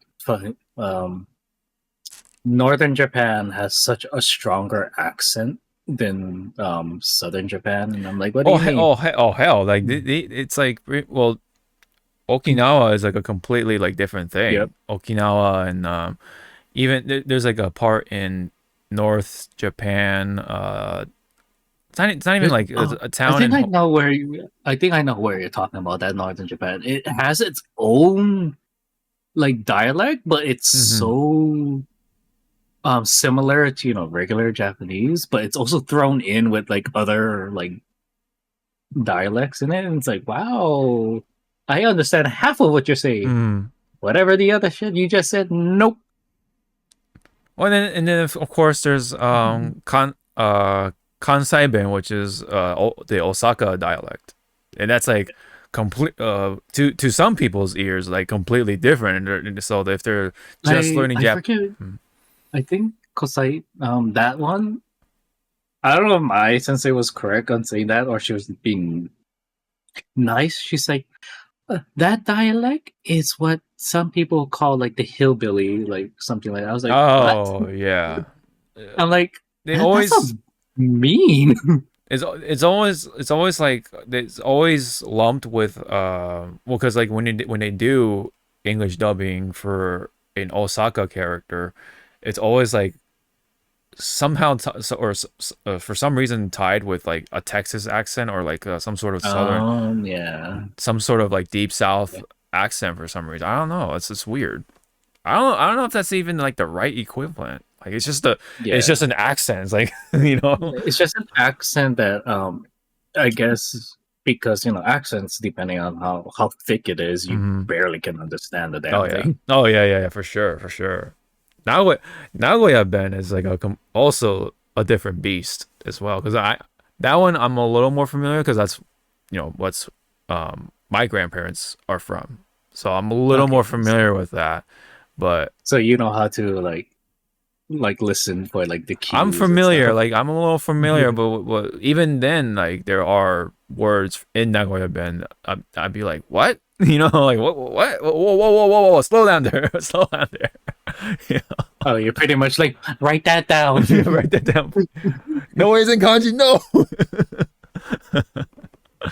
I mean, it's the same thing with Filipino. Like you have Tagalog, you have Ilocano, then you have Visayan. Visayan Okay. is a whole different fucking beast that Mm-hmm. my Ilocano coworker tried to teach me some of the words of Mm-hmm. Visayan to me, and I'm like, what? Mm-hmm. It's like just teach me the swear words, and then I'll pick up Mm-hmm. and word listen of the day. If you want to learn a new language, learn the swear words, so you know if they're insulting you. Yeah, that's one way to put it. It's funny. I always find it funny that you learn the swear words better than any other, like a lot of the words. It's so strange. Why is that? You know? Are we Swear are words we just are we just just like- assholes as a species? Yes we are, but that's how it kind of I works. do like how people say like Japanese language is hard to learn. It's like really the only thing that's hard to know is the sentence structure. That's it. Sentence structure in a sense, but oh man, writing it is a whole that's a whole nother I- story. I stopped at katakana once they showed me kanji. I was like, Well, get even that shit away from me. even in Japan, not all people know or memorize the kanji. There's so much kanji. It's Yeah, difficult. like there's so much kanji to just say to mean one damn thing. Yeah. And of course, there's Chinese, which is like all kanjis. Oh man, that's a And you also got to be careful when you're translating kanji to fucking Chinese and vice versa because it might differently. yeah. I mean, yeah, that definitely is that definitely is a given. Yeah, for sure. All right. But again, if Mhm. you ever go to Japan, anyone that's listening or watching, don't be scared to ask for help. Oh yeah, They will help you, and if they speak to you in English, compliment them because they too are also damn scared. yeah. It's the same. Yeah. Yeah, so They're trying to if learn. they speak to you in English, tell them they're doing a good job, and they'll tell you. And if you speak a little bit in their language, they'll at least recognize it. Like, oh shit, you actually took the time to learn our language. Instead of just full on being a Negan. Mm-hmm. Fucking a Negan, fucking a gaijin. Yeah, Negan. Vampire We are bats. we are lonely humans. Yeah. What is this? What is this? Mm. All right. So It's the bill. Took that away from me. yeah. So yes, March on Tiny Time. That's where you get the free Pulchra for sure. I'm just reading through the events. I'll take over. We have little Knights Big Charge, a picture taking event. I kind of hate these things. They're kind of boring. Yeah. Delivery Cat Woes help Pulchra deliver stuff around New Edu and in the Outer Ring. Mm-hmm. In the Sons of Caledon too. I hope we do get like a small story with her to understand why she's with them. Yeah, Like, or just I'm who here. just who she is, where she's come from, that stuff. Okay, I do then want go to on. try that. The Virtual World Battlestorm. Oh yes. HIA combat event where you need to complete different challenges and try out, which is good. That's what I like to see. Is like here's some new character because I know Fate Go does that when new characters come out. It's like here's a trial. Yep. Do you want to pull for them? Yay or nay? Done.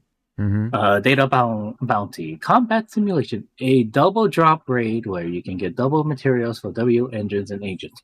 This is already happening, I believe. So yeah, it's already happening, but But if it's gonna happen again during Yeah, 1.6. yeah, Mm-hmm. but still, it's like thank God. 'Cause sometimes the material farming is Not fun. Yeah, it's it's kind not of a fun. nightmare. Yeah. Advanced bounty routine cleanup. Double drop rate for your disk drives. Very good. Yes. So The if you don't, if you don't care about if you want to do a randomized chance of getting the disk drive, do that or go to the music store and fucking pray. Yep. And then the rest of it is just basically log in 7 days in a row or whatever to get your free 10 master tapes and stuff like that. Same with the Boupons. Boupons will be coming in later, but it's the usual 10 that you get for free I by logging have in. Yeah, over a fucking 80 Boupons. yeah, I know. I have 80. I have 80 as well. I I could be pulling, to get, duplicates to, make them all stronger, but I'm at this point like I don't know what to do with these. Boop. The Bang Boos don't really do all that much, if I'm gonna be honest.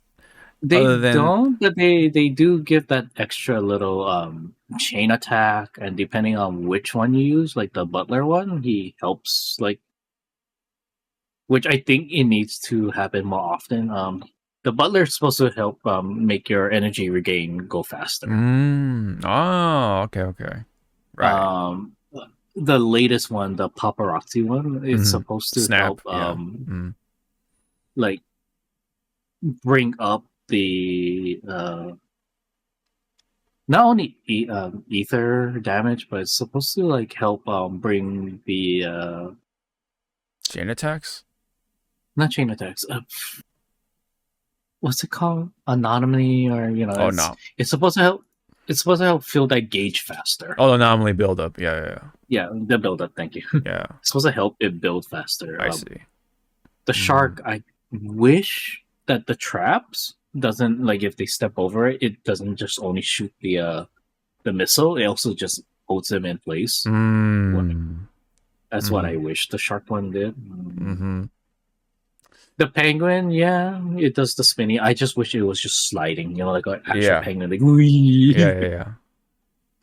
So that's pretty much that. Other than some small optimization changes, nothing too huge, I don't think, anyway. Other than burnout mode. Well, yeah, burnout mode, and then the upgrading experience. It's just like a little tinkering on how you upgrade people.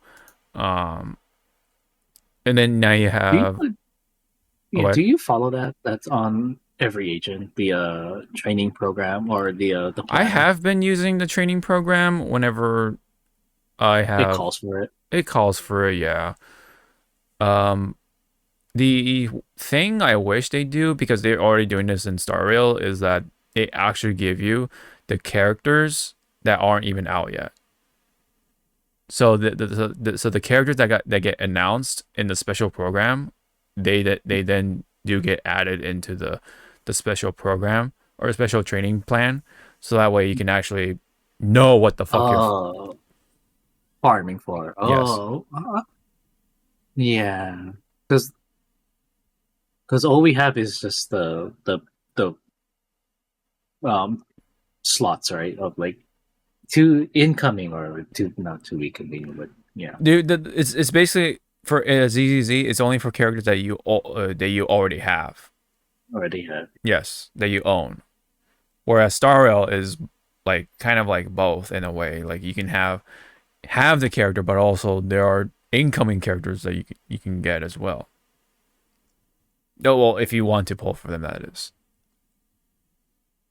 I'm gonna throw this question out. Yeah. Character wise, for ZZZ. Yes. Are you okay with the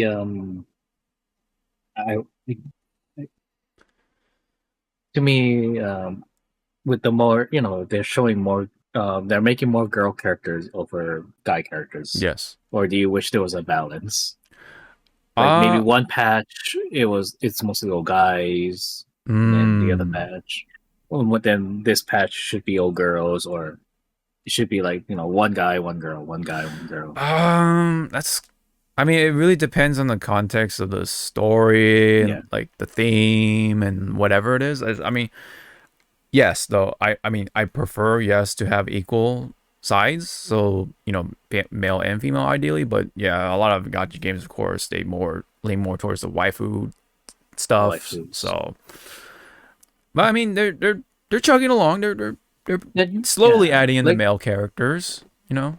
and when you look at like character releases for ZZZ compared to like other gacha games, it's actually very consistent and fast. We're not Yeah. there. There is that drought, so to speak, but it's like it's pretty much to me like a hop and a skip. It's like, wow, look at this drought. Oh, look, next banner. Mm-hmm. Unlike fucking like fate goes like, I don't need anyone of this fucking banner. Mm-hmm. When is the next banner? Another 3 months. Yeah.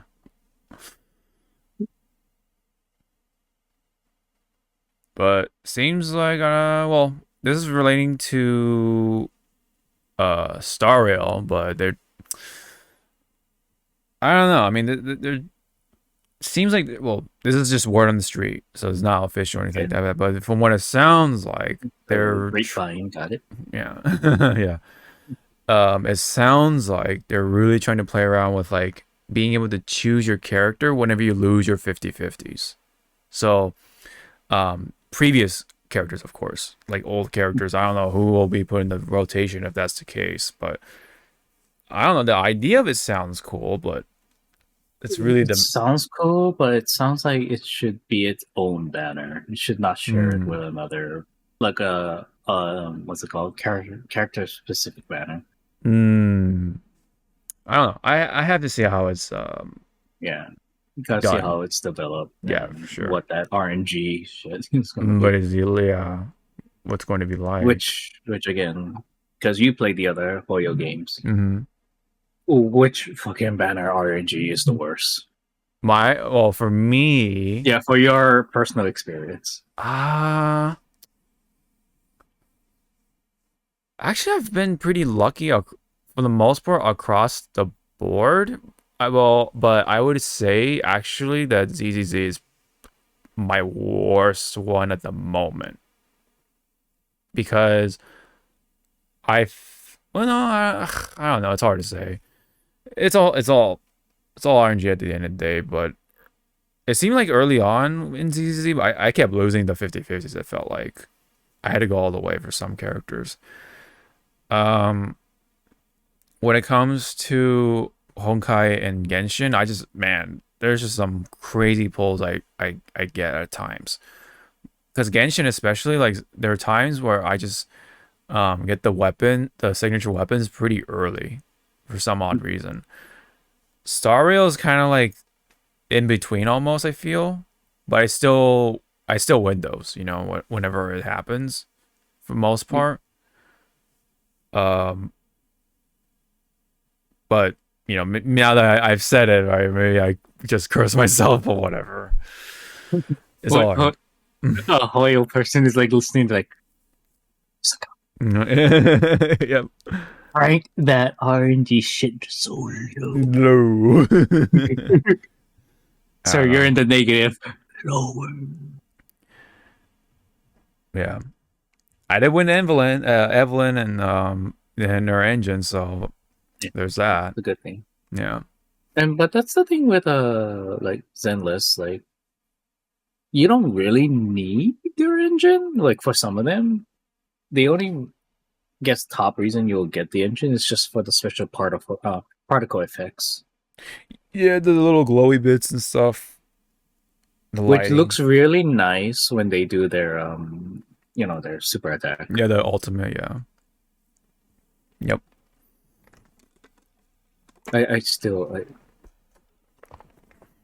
I'm gonna throw this out for now. My favorite ultimate is fucking Evelyn's.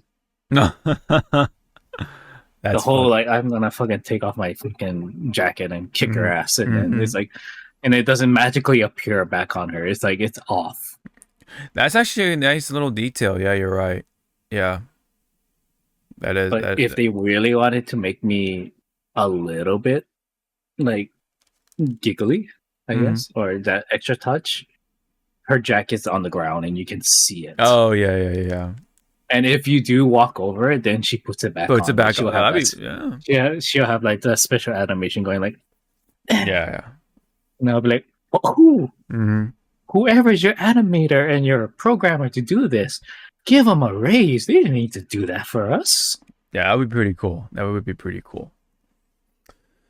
That's it for 1.6. We do have a couple more things about for ZZZ, and let's go ahead and move on forward with them.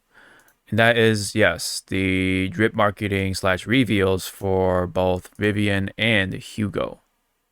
Hugo, Vlad, and yes, let's make that clear. It's not Hugo from Street Fighter. Yeah. You see a fucking big ass guy running across the screen. I think he's scary, dude. Especially in Street Fighter 3, man. God, good lord. Nines. Yeah. Nines. It's like, yep. So I won Vivian because I already gave you the video to see like her attack, so you can watch it later. Yeah, watch it because later. There's a fucking, it's her ultimate that made me go like, oh,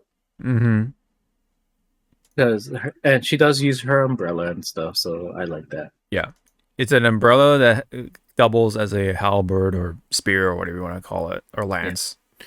Yeah. And then yes, she is an anomaly, ether and anomaly fighter or character or agent. And let's also, she's an ether, so that means like, wow, we finally got a fucking ether person. Everyone else was just fucking thunder. Ice. Well, the other person comes to mind is Zuyan. So, but it's been a long time, to be fair. Yeah, I meant like release date, release wise is like, wow, we got fire, and this and that, ice, like, whatever. Yeah. And it's like, oh, fucking finally. Right. Well, what do you think of her design? If you wanna comment on that. She's very Victorian. That's what I like. Sure. So I'm gonna fucking throw it out there. Probably, maybe down the line, she joins Victoria House. Yeah, maybe. Yeah. It's like she joins them, or she pretty much is like friends or something. Yeah. Well, she's fucking part of Mockingbird, so, and we all know how Lycan is with fucking that place. Yeah, that's true. Especially with Hugo. Well, we'll see that in the 1.6 story. But I wouldn't be surprised, like, Vivian's gonna be like, oh, this is, like, maybe like when Mockingbird like disbands, she just shows up at Victoria House and she's like, "Hi, I live here now." You just see Lycan going like, "You what?" Here. Oh yeah. Thank you. Let's go ahead and listen to her English voice real quick. People often mask their true intentions. Sometimes what you can't see is the real truth. All right. Okay. I wouldn't fucking bat an eye. Someone mod what's her name? From Blaze Blue. Rachel. Yeah, Rachel. Yeah, I would not bat an eye. Right. Or I wouldn't bat a fucking eye if Hoyo gave her Rachel colors, red and the red, black and stuff. I would not bat an eye. All right. Japanese.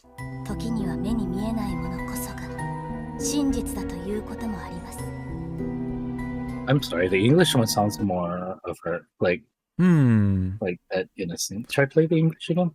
The English one? People often mask their true intentions.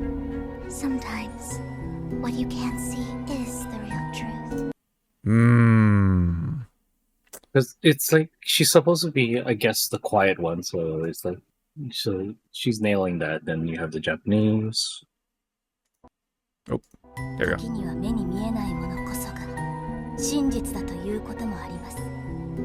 Yeah, it sounds like she's just talking. She's not giving like that whole like She sounds like Ching Yi for some reason, Japanese. Like Yeah. it sounds like almost they're using the same voice actress. Like, I mean, they could for the It- time being it is possible. I mean, for release, and then they'll Yeah. and then when they do find the correct seiyuu, they'll redub. That's true. That's true. I think that's has Because happened. I'm Yeah. sorry, how many times did fucking Sosaku fucking went through like Oh, for English, yeah. Yeah. Man, that's a nightmare. it's like bitch, are you okay? Are you trying to find your voice? Yeah. Like literally, are you Ariel? Yeah. Yeah. Did a sea witch take your fucking voice? I think I said it, but I think, just simply put, yeah, she's cute. She does have the signature Hoyo thing where she has like the drill hairs. It's because it's kind of like a Hoyo thing that happens, and well, I've seen it in Honkai Impact Third. I've seen it in Honkai Star Rail twice even, and then I think they have one in Genshin as well. I forget who in particular. I think it's because the drill hill hair is just to kind of emphasize that they're high class. end or high class or royalty. Oh, that's funny because one of the characters in Star Rail isn't so much high class. They're like very cyberpunky. So She broke bitch. Yeah. That's what you say. yeah, She's Nicole. she's a yeah. No, she's a cyberpunky character who plays a lot of video games, but her powers or abilities center around hacking things. So it's kind of funny of how like I don't know. She's Sombra. Yeah, she was Sombra. Yeah, she's basically kind of like Sombra. Yeah, basically, if you want a comparison, that's pretty funny. The planet. Mhm. Yep, hack the planet. Yeah. So, yeah, her appearance wise is okay, but it's her the fact that she's a ether anomaly, and I'm like, oh shit. Yeah, that's what. And go wrong with those. Mm-hmm.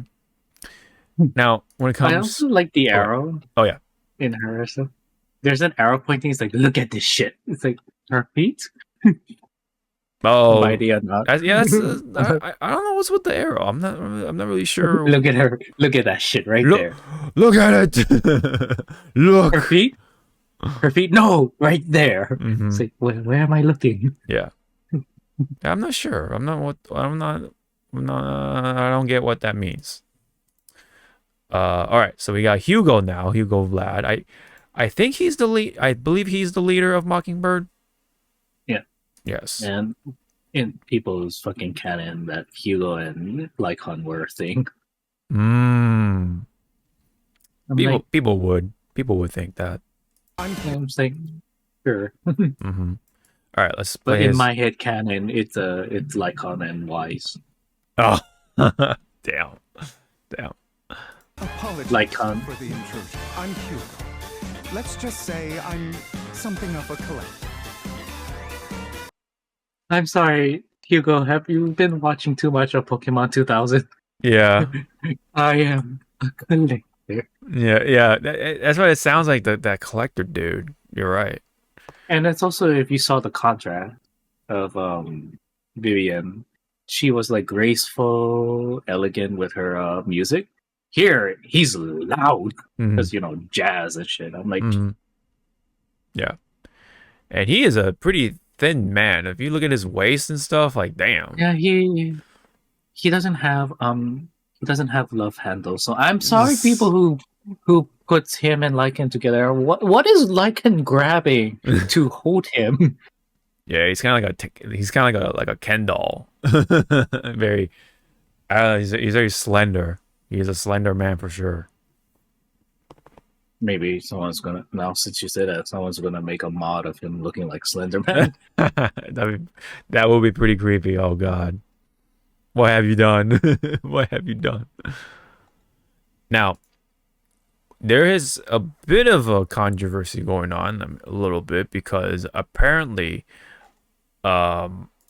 somewhere on this post or whatever. Oh yeah, right here.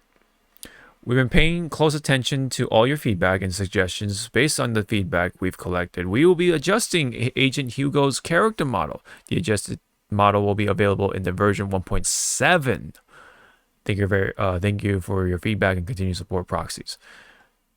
Like he was too skinny, wrong eye color, doesn't have the fucking elf ears. What? Now, if you notice though, like it's actually pretty different from the art of what we're seeing on the drip marketing, because he has a scarf, and then his jacket or whatever is like half on, which is a little, yeah, it's different. It is different. Yeah, he's like wearing one sleeve or something, and then he has his other sleeve is just hanging, and he has a scarf right there. At least he has long hair for the pulling.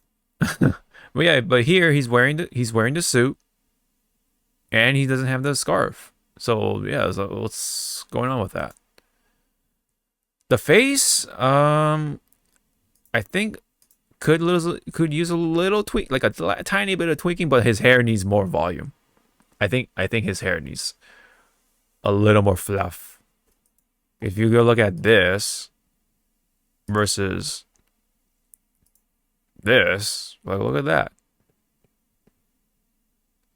Which has been kind of an issue with some other characters too, with Genshin. Like the artwork looks very like, like the hair is all like fluffy or active. And then when you see the game model, it's like flat looking by comparison.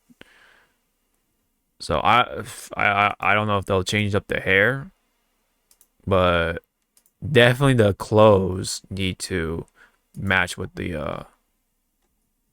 artwork or whatever. Because yeah, no scarf, all that stuff. I mean, if they want to include the scarf, then yeah, they should include it in the artwork too. That way people. And that's the thing. I wonder if the artwork was made. Oh, yeah, it's weird. I wonder which came first, the artwork or the character model. Yeah, that's weird. Yeah. Okay, so he is wearing it half, but it's still on his shoulder. That's weird. Huh. But I do notice his tie is a little bent. You see that? Oh, that's weird. Yeah. Maybe they like did some last minute changes or something, and then they'll like remodel it or whatever in 1.7. So that's weird. Yeah, he is half wearing it still, but it's on his shoulder. And then you see the scarf, quote unquote. But where's that coming from though? Is that like on his belt or back? The scarf is actually his tail. Oh, well, damn shit. Yeah, and is that a part of his coat or something else, man? I hope the tie is bent or whatever like that. That'd be so funny. They kept the bent ties, like what? What? Why is it like permanently like that? Oh, I actually spilled hairspray on it, like super strong hairspray. Yeah, like I forget what it's called, but the sealer or whatever you call it. Yeah. Mm-hmm. Yeah, that would be good. That would be pretty cool. But yeah, it is interesting that they are pretty active about that. And then whereas Genshin and Star Rail not as much, not so much. Yeah. But on that, I mean, what do you think of his design for Hugo? He's a twink. That is, I would break him. That this is quite the twink, or more towards the twink side of the male scale. Is that like give me volume? Like give me like fucking Lycon has meat on his bones. Mm-hmm. Yeah, he definitely has some packing. Like you can tell. Like sorry, I don't sound gay. You can tell if you lift Lycon's fucking shirt. You're like, I see it. You lift Hugo is like, are you malnourished, sir? Do you need blood? Do you need Jesus. fucking a burger? Do you want fucking Gordon Ramsay burger? Burger, yeah. He needs a he needs a nice third pounder burger or something, man. I know, it's like, do you need like 12 quarter pounders from McDonald's? I'll buy it for you right now. Hell, make them double quarter pounders, bro. Oh, Jesus Christ. I had that and it looked big, but once I bit in, start eating it, I was like, where did it go? Yeah, exactly. Exactly. Like it's like again, when you're small, I wasn't able to fucking finish a Big Mac. Yeah. But nowadays, it's like It's gone. Like yeah, it's like, all right, cool, Big Mac. And then you look over, you look back, but where is it? It's like you literally crumbs turn into Shaggy and Scooby when you're older with food. Yeah, and then you have like bits of food around your mouth. It's like, where did it go? What did you? And you look over at your friend. What did you do with my Where's burger? my burger? Where's my burger at? You just pull out the knife. Where is it? It's like, you ate it, liar.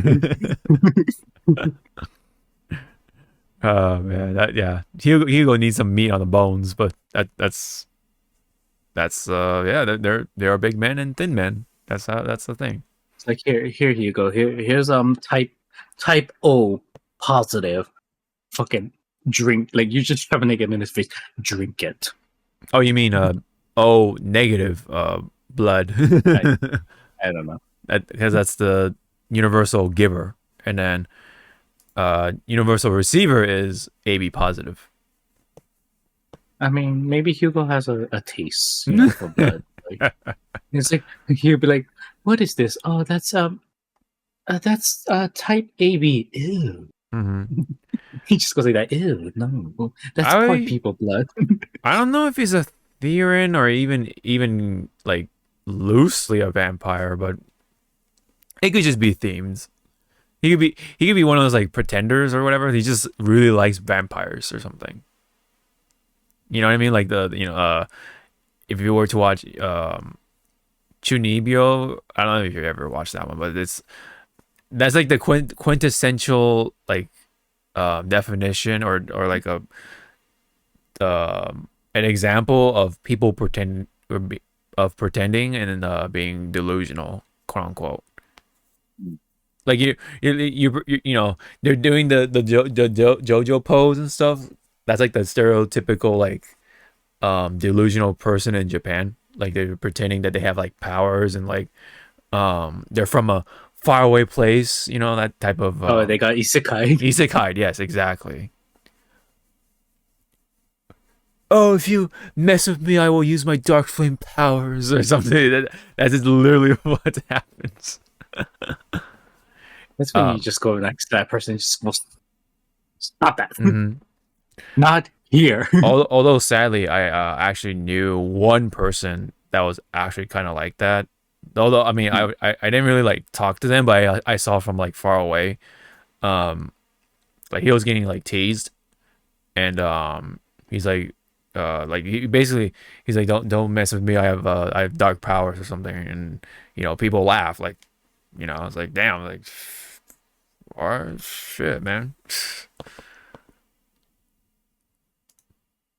I didn't talk to him or anything like that, but I kind of saw that. I'm like, damn. And this was during PE too. That's like the most stereotypical like sort of moment when you see like the jocks sort of poke fun at those like type of people, you know? Mm-hmm. It's like something straight out of a high school drama fucking TV episode. And then, speaking of jocks, I witnessed when I was in high school. You know those stereotypical jocks? They're assholes. Oh, of course, yeah. And everyone thought that he wasn't gay, but it turns out he's gay and he does have a type.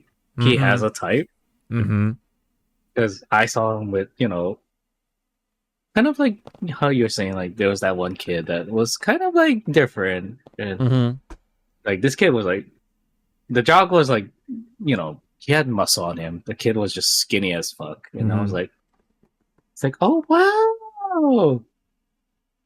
So these tropes are real. They're not like made up for like Oh, Yuri, Mara. so turns out the jock had a thing or had Yeah, feelings he for. had it. Mhm. Yeah. And I was like, wow, it's like I'm reading one of my fucking tax No. returns. Which was more funny because at the time, my boyfriend, like, he was like, yeah, you didn't notice? I was like, what do you mean? Is your gate? He's like, is your gaydar broken? It's like, I guess so if I didn't fucking notice. That's funny. And long story short, they're still together, the jock and the Oh wow. the nerd. Okay. Wow. Damn. And I'm like, and we do meet from time to time, and I'm like, it's that hard urge not to ask, but it's like in your head, you're like, who's top, who's bottom? Like, come on, Oh, we have that checklist. You already hit the first two. Is the big guy the bottom and the small guy the top? That's Come on. funny. So come on, I need this checklist to. Yeah. Who does the cooking? Who does the cleaning? Who does all the yeah. Who wears the pants? Who wears the pants? Yeah. Who wears the pants? Pretty much. So yeah. Hugo. Oh yeah. Let's check him out in Japanese. I almost forgot. What was it? Oh yeah. I think he We're came gonna out. list him in Nihongo. Oh god. Oh, there we go. 失敬どうかヒューゴと呼んでもらえるだろうか差し当たって俺のことは一収集家だと思ってくれていい Why is the audio balance so much better here and then you can like barely hear? I know in the English side, it's like, how? Damn. It's like, why? There, let me listen to it again in English. Apologies for the intrusion. I can't hear you. What? Let's just say I'm blind. What? something of a collector. What? Hugo, I can't hear you. What? Hugo, I'm blind. I cannot hear you. Yeah. He's like, what do you mean? Mm-hmm. Yeah, so he's got the suitcase, big hint of what he does.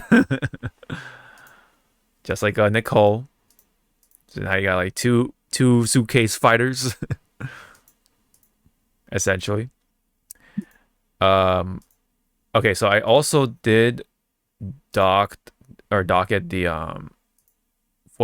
Japanese voice actor for Hugo.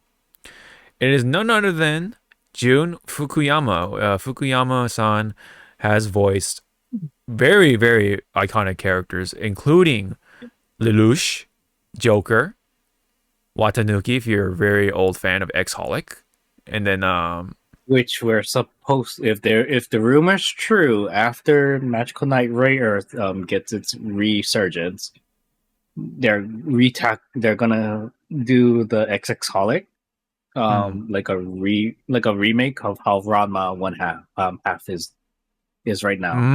oh wow, that's gonna be a trip. But to me, I'm like, don't do it in that art style. Don't make it all pretty and like round bright. and yeah.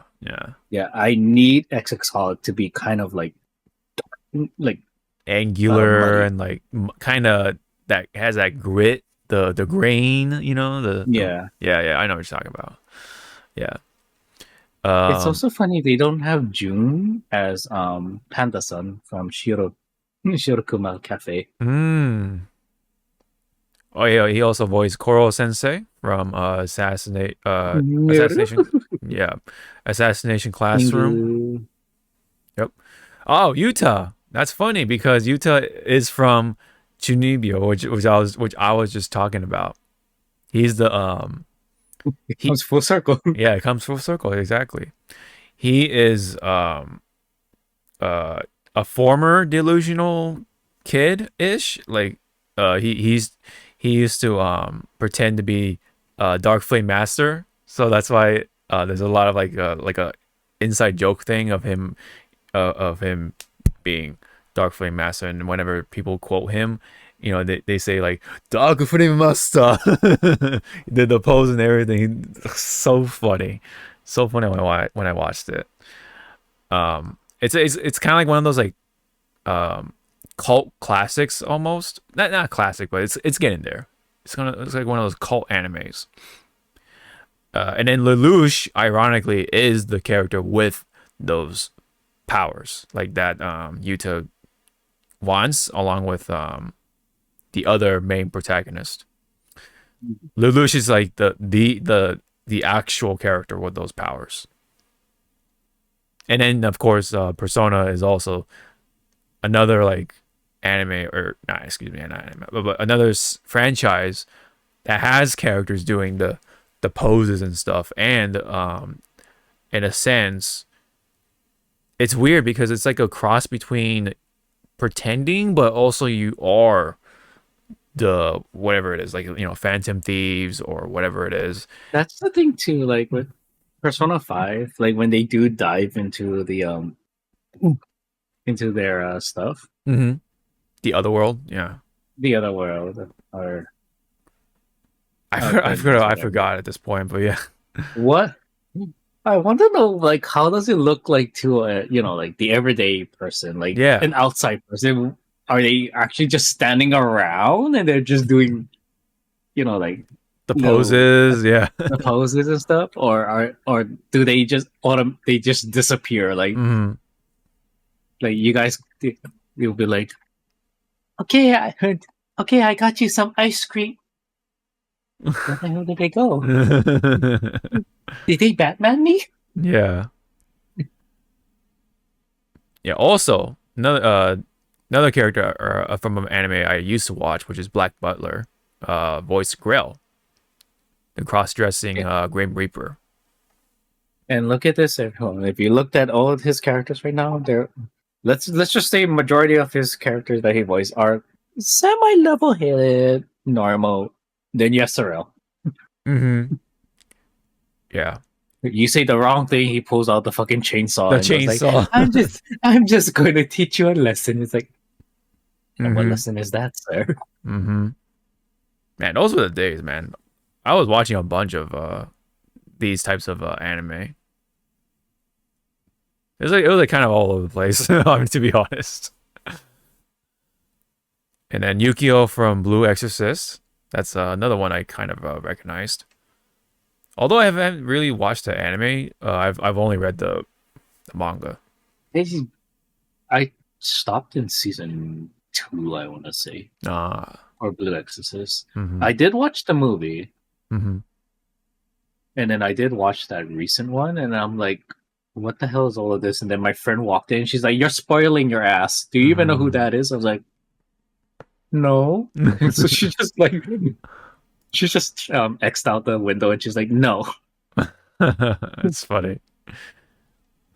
I wonder. We gooning. Whoa, we gooning. Someone's a dude. This account is a freaking mixed bag, man. Enhanced. Yeah. I'm trying to look for Vivian's voice actor thing. Hold on. Oh, that's funny. Yeah, because it's anomalies. So it's like, oh, there's two paths of anomaly. That's funny. Out of jail. Or happy-go-lucky. Mm-hmm. I am the storm that is approaching. Pretty much. Oh, there you go. She is. Oh, very few roles so far. Okay, Saku Mizuno. Okay. Ryo Yamada, that's from Bocchi the Rock. I have not watched this anime, but I heard this is like pretty popular. I've seen a lot of Bocchi fan art. But the other two, I'm not super familiar, so I can't really say. Otherwise, I mean, it's good for, you know, like new upcoming seiyus to get their time, yeah, for sure. Oh, absolutely. Yeah, so that's cool. I'm all for it. And I will definitely be pulling for Vivian. I don't know if I'll do Hugo, because Hugo, I forgot to mention, he is Ice Attack. Not even Ice. And I thought he was going to be a nice anomaly for some reason. But we just had one, I guess, so we're going back to Ice Attack. I just like, like the picture that you have right now. I love Ellen's face is like another ice guy. Yeah, that's actually funny. It's like, I'm sorry, Ellen, you had your time in the sun, and it got overshadowed by fucking Miyabi, and then now here comes fucking Hugo going like, he's like, oh, another ice person. How are you? Fuck you. It's like, oh. Yeah, that's they're all characters. These are all characters with moles on their eyes, under their eyes. It's kind of funny. Yeah, Evelyn has a mole. The fucking somebody on X or whatever, man. Someone had to like crop out part of Asriel's face, and it basically it looks like how like she has two moles by her eyes. It looks like the dots of her eye. The dots are her eyes when you crop it a certain way. So someone drew her face like that. She pretty much was a ditto. Yeah, ditto. Yeah, she basically a ditto. I'm like, God damn it! Now it's like fucking one of those cursed things I can't unsee anymore. Oh my god. I mean, remember the most cursed thing that a ditto was ever to do was fucking from the Pokemon Detective Pikachu. Oh. Which, give props to that ditto to kind of almost perfectly, mimic a human. It's just the face was like, you're just going like, put this back on, please, thank you. Yeah. I don't need to see that. I do recall the ditto in the Detective Pikachu movie. Jesus Christ. It's like, yeah, that's that's what it would look like in reality.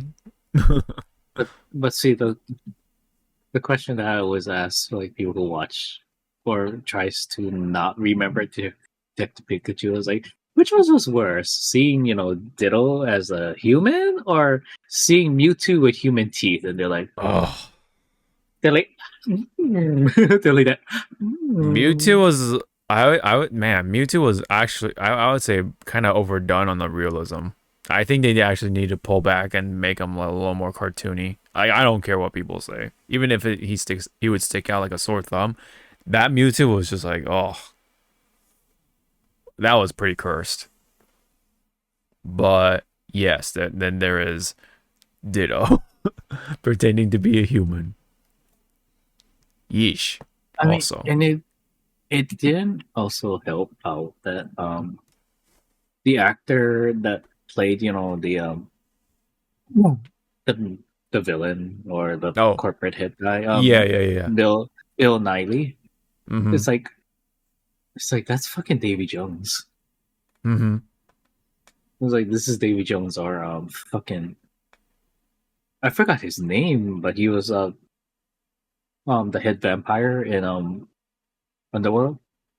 I forgot. Victor. His name was Victor. So I was like, this is just fucking Victor and fucking Davy Jones. Yeah, ain't that something, right? Alrighty. And I did not. Speaking of Bill Nighy, I did not know that until this was like long after Davy Jones and stuff. He's missing fingers. Like, Bill Nighy is actually missing fingers. Oh. Whoa. Anyway.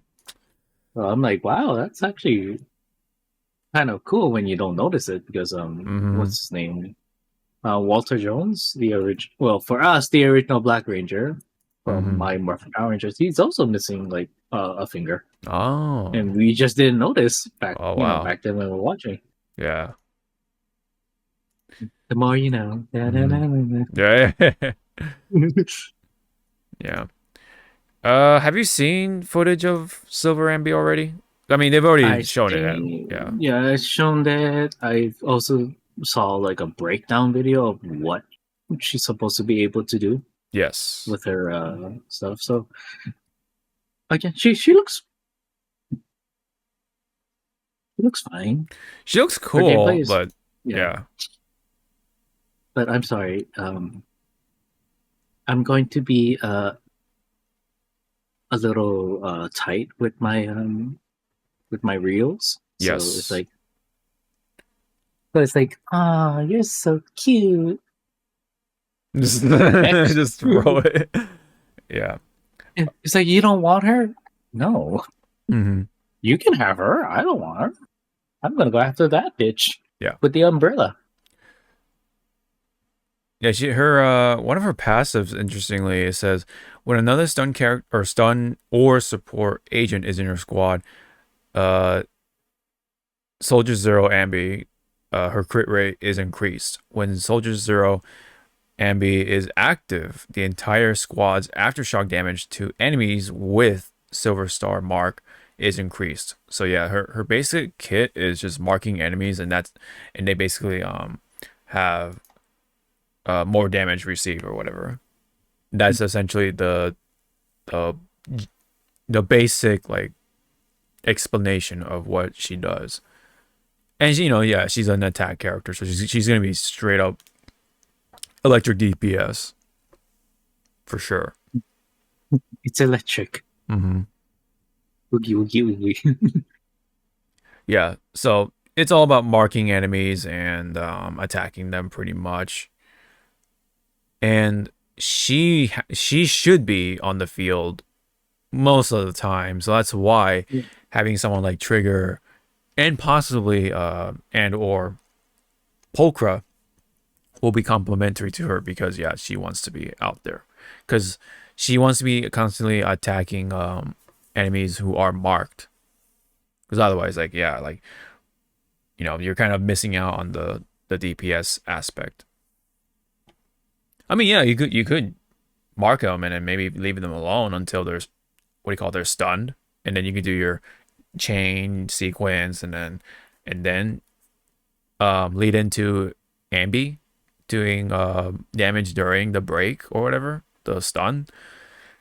But yeah, you definitely will want to keep hitting the enemies that are marked,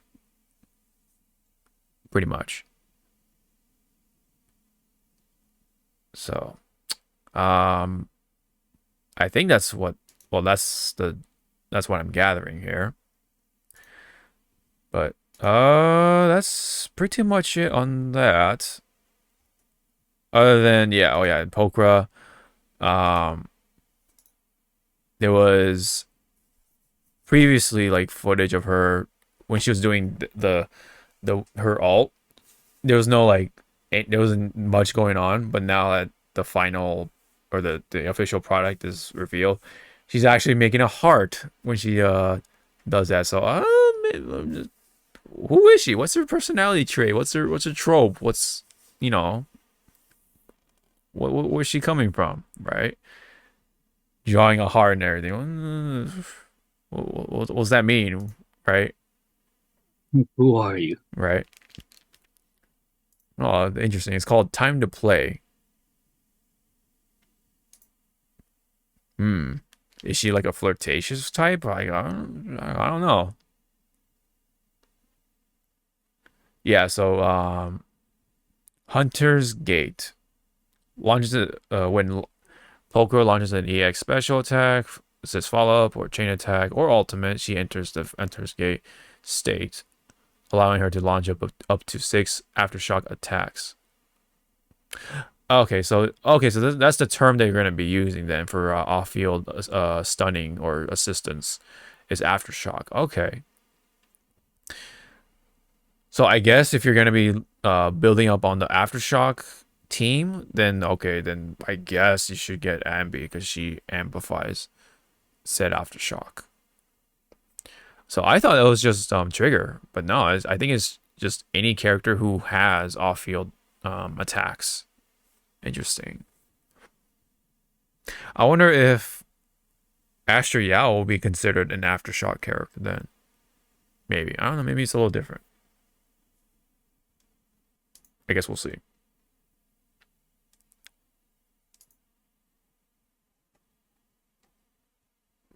Oh yeah, this fucking picture. Yeah, when she's out, there's probably gonna be a lot of Pulchra fan art. There was already There's like already, some yes, but when she's out, like yeah, damn, out, yeah, and also because I guess Zenless don't know how to like lock their character models, uh-huh.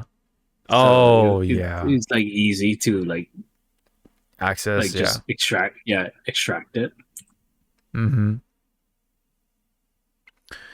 Her passive, interestingly, is when there's an attack agent or other Sounds of Kaladin agents in the squad. When Pulchra hits enemies with special attack, EX, assist, follow up, chain attack, or ultimate, it applies the binding trap effect on enemies, which increases the aftershock damage they take from all squad members. Huh. So I wonder if there are gonna be more of these like aftershock characters, but with Sons of Kaladin. I wonder who'd that be. Hmm. I guess we'll have to wait and see. So either attack. Okay, well, it could be anyone from attack though. That's interesting. Or if it's it's any Sons of Kaladin agent. Okay. After unlocking Mind Scare. I thought it was Mindscape. What is it? Mind Scare? Huh. Anyway, Cinema 6, behind the mask, binding traps effect will also apply to damage types other than aftershock. Ooh. So she's actually going to be pretty good for an A rank agent. Cool. I guess just for the fun. Wait, do we get to see triggers? No, I guess not. She's not going to be out anytime soon. We'll have to wait sometime after Anby's release. Well, I will be looking forward to the story. I guess it will be the conclusion to season 1. Yeah. That is pretty much that. So how long we been going? Okay, so as much as we would like to talk about all the other stuff, yes, it's been 2 weeks, so a lot has happened. I think we'll either hold it off, or we'll have to move on from to the whatever news we get for the coming week, so the next coming week. So we'll keep next coming week. There's 14th or the 15th, which is next week. I'll be at my convention. Oh, that's right. So we're gonna have to take another break. So yeah, there you go. Yeah, But there'll be more time for you to reach level HR 100. Yeah, HR. Yeah, you're right. In Monster Hunter, and then try do your gem farmings, learn your new weapons. I fucking just found out that I've been using one of my great swords attacks wrong. Ooh. And my friend was like, "And you're a great sword user?" It's like, "Yes, I'm a great sword user. I go unga bunga, and I blame the monster for hitting me." Well, speaking of which, I mean, we can spend the last 10 minutes talking about Monster Hunter. I mean, you want to give like a quick thought? Fuck Nata.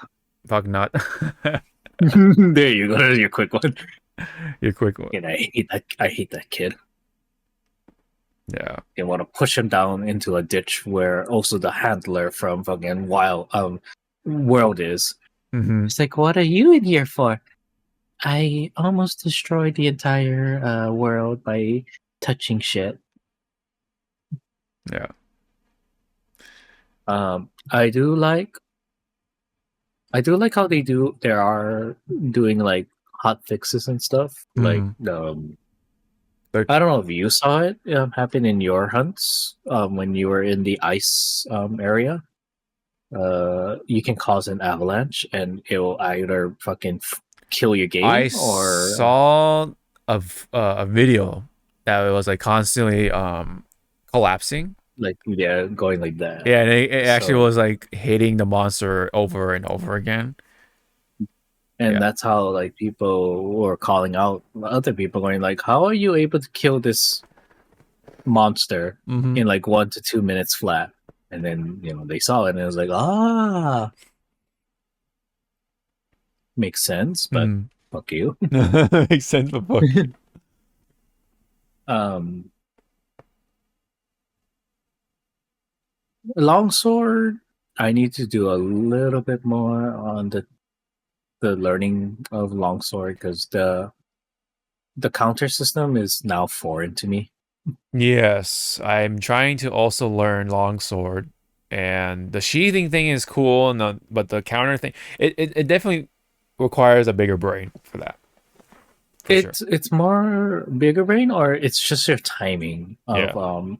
the well, for me the R2 slash. Yes. But when you have like no sword meter or with meter, you can just do the R2 plus circle where you do the backstep one. But when you do have it on final level where your sword is red, Yes. it doesn't take away. It doesn't like use up the red gauge. So you can technically spam it, but use it sparingly. Because it's supposed, how people say like that counter, the R2 and circle is supposed to be your last ditch get out, get out of jail free card. The one with the sheath one is more of like, how good are you in fucking timing? Let's begin. Right. And any other thoughts? The more I think about it, I do. At first, I did not like how the gems were separated for weapon and armor. But the more I look at it, it's like, you know what? Fuck it. I guess it's their way to prevent people from just doing the same fucking build and shit. It gives you more of a flexibility and give you more of a like, hey, maybe you need to try, make your own stuff that makes you feel comfortable. Because again, it's like, let's say you don't have attack jewels, right? Fucking what else can you squeeze into your stuff? Yeah. Oh yeah, that's right. You can build your gear like this. Yeah. And then what, like, so far, I guess, anyway, how would you compare this to other Monster Hunters? Like, okay, so me and my other friend are in agreement that World, because we are vets, yes, was very hand-holding, but it was a good introduction and a good entry for new players for Monster Hunter. So yeah, so there's that. Rise improved a lot of stuff that World lacked of, and then Wild grabbed what was good and working in Rise and brought it over, and then just fucking made it better. So I'm what? glad we don't have. So what exactly did they grab that they made better? So they grab like using the different move sets that kind of a little bit required the I forgot what they were called, the wire bugs. Oh, wire bugs, yeah. But they simplified it in Wilds. They gave you mostly every weapon that can do a what's it called, a block, or actually no, every weapon does have their own offset attack, which is depending on which weapon you use is either a good counter or a good like, hey, stop it, like a good, I call it the fly swatter because that's how I see some people use it. It's like get down. Like, Mhm. meh. Yeah. Um, they're very, I want to say, giving for the reward system at higher HR for materials and gems. Okay. Because Yeah. I noticed I was getting a good amount of if you gems. seen if you seen on the map, like you'll see like this one monster, they'll have like a lot of gems Yeah, as the a like the reward, and oh you're get like, this monster because there's more rewards on it. Yeah. yeah. So they're very generous on that part. So it's like, oh, thank you. So it's a farming, but not like past It's games not as where brutal. you Yeah, the farming is not as like you brutal. you felt the farming in your soul going like, I want to die. Oh yeah, especially in Worlds. Oh yeah, I got a taste of that for sure. I mean, I had a little small taste of I had to farm a certain monster's like rare part. It Hmm. was like kind of like the low end percentage to get it. Yeah. So me and my friend are just spam farming this. Mm. We did it a total of 10 times. For him, every other fucking hunt, he got what I needed. I did not get my shit until the last 2 hunts, and I just looking at him saying, I don't want to hear you. I don't want to talk to you right now. All you're gonna get from me right now is a thank you, and let's continue with the next farming. Like that's how pissed off I was. Damn. um. Because he was like, wow, you finally got them. I was like, no, Mhm. it should not have been like this. Yeah. Any other observations? Anything else you've noticed for Wilds? What else kind of stuck out to you? Good or bad? The bad part is, I guess, again, like the picking and choosing of how to build your set. Mm.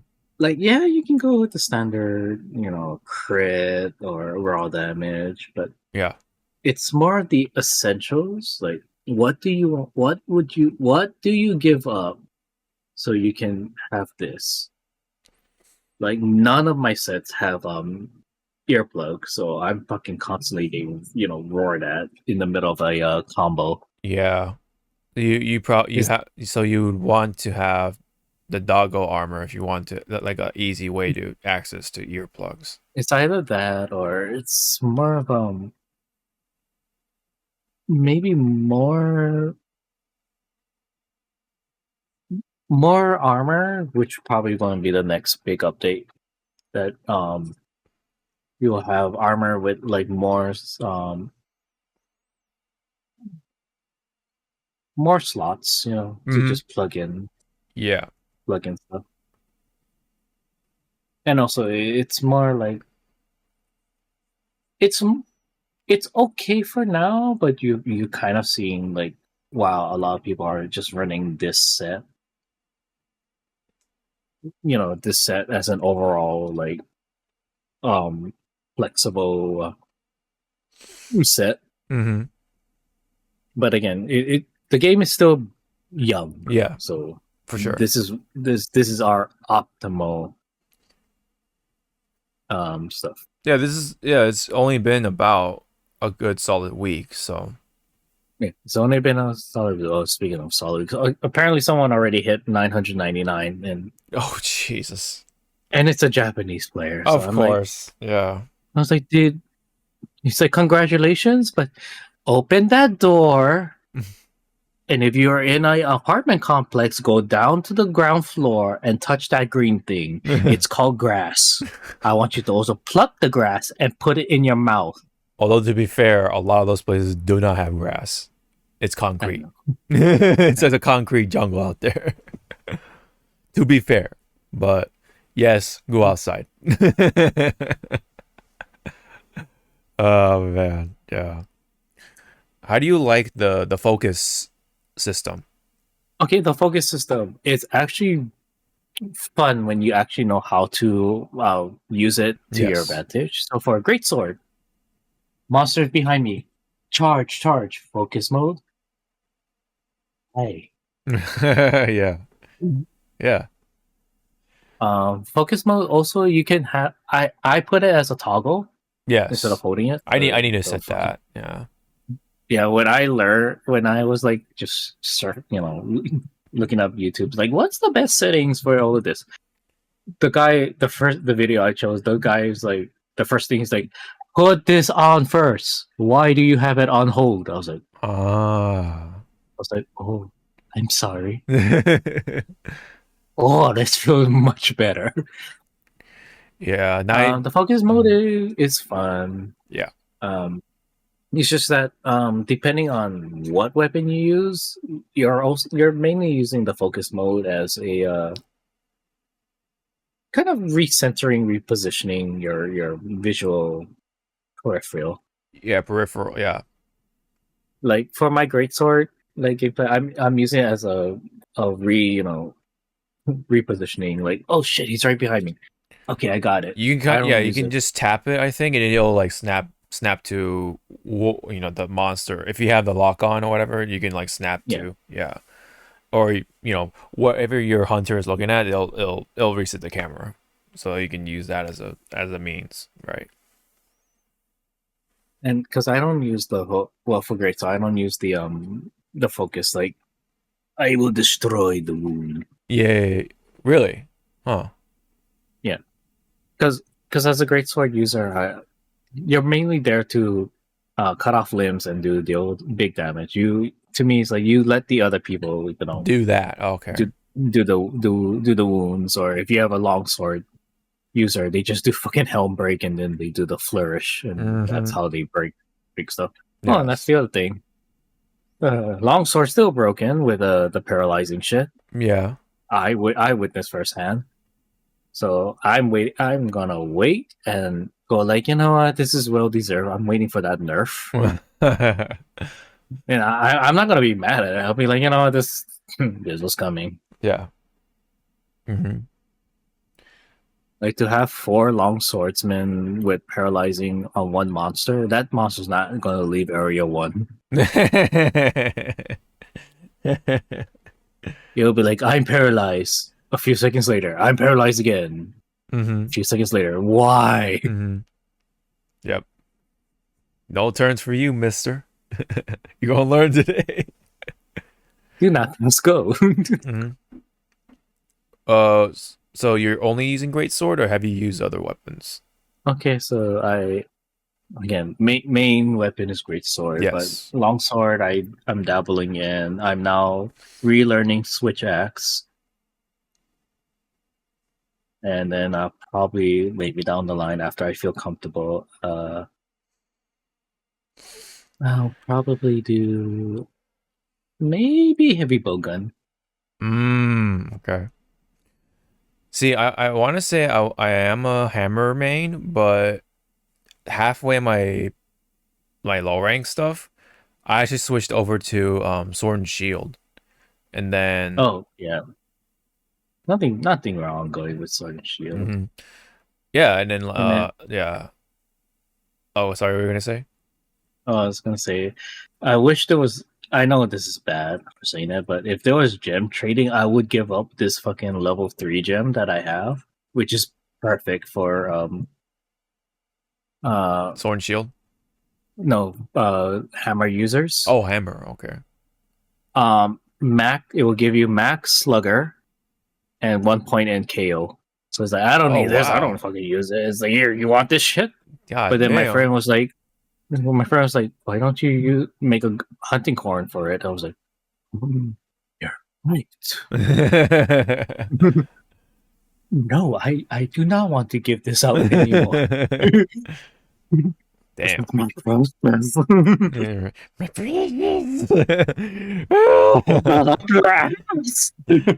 I'll little Yeah.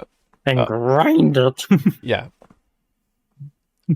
For me, yeah. So for me, it's Yeah. a hammer, sword and shield, gun lance. Because I used to be like my first weapon I picked up was a gun lance, in World. What was it? Oh, a little bit of bowgun, light bowgun, but then I picked picking up the heavy bowgun again. That was another weapon I sort of main and world, and then anything else. I'm practicing longsword. Um, Anything else I'm forgetting? At the moment, that's pretty much the gist of it. I do want to plan to dabble into what was it? Dual blades, or whatever. Mhm. Dual blades, yeah. Almost pretty much, yeah, almost like pretty much everything except hunting horn and insect glaive. I don't know. Maybe I will dabble into insect glaive, but something about it is like I'd rather pick the more grounded styles or weapons.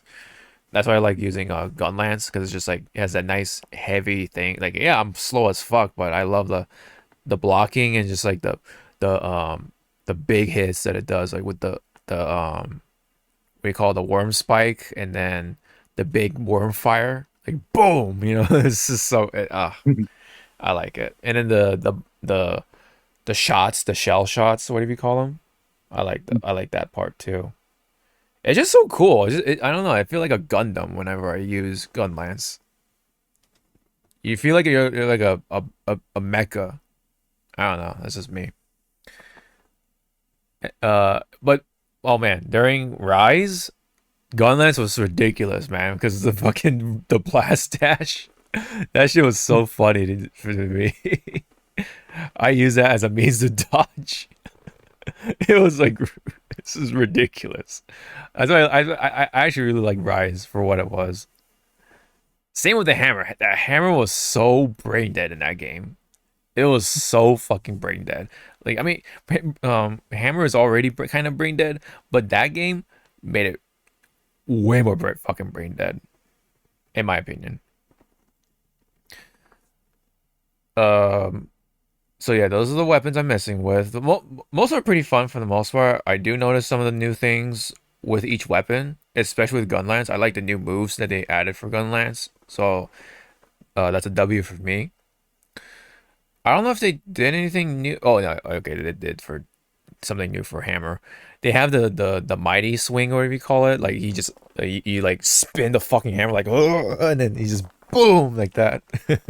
That looks funny. Um, Heavy bow gun. Yeah. The what do you call the ammo management is easier because you don't have to carry the fucking ammo anymore. You just you use it straight from the pouch or whatever, the ammo pouch. So that's nice. Oh, I forgot. I did use bow at one point, and that shit is broken, dude. Oh my god. Cause I feel it's broken because now the files you just build them or you build them up in the battle. You don't even have to make them anymore.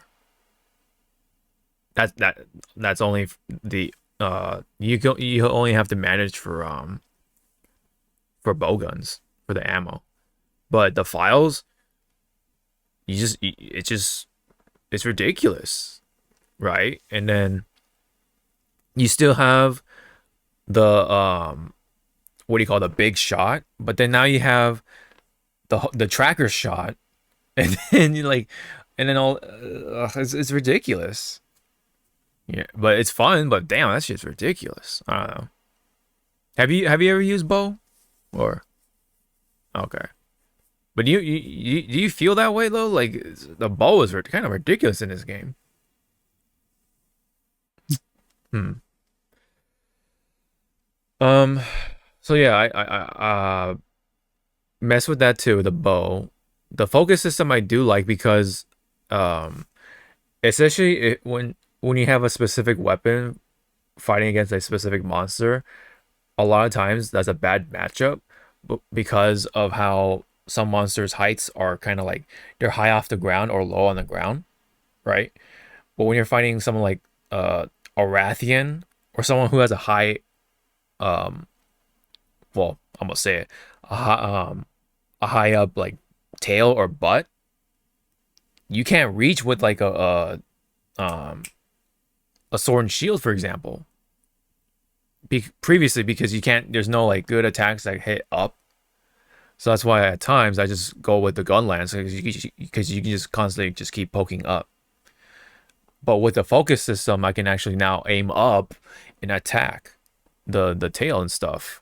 So that's actually pretty cool. You can actually like kind of angle it to attack the tail and stuff like that. That's how I'm able to cut the tail easily with sword and shield against like doggos and stuff.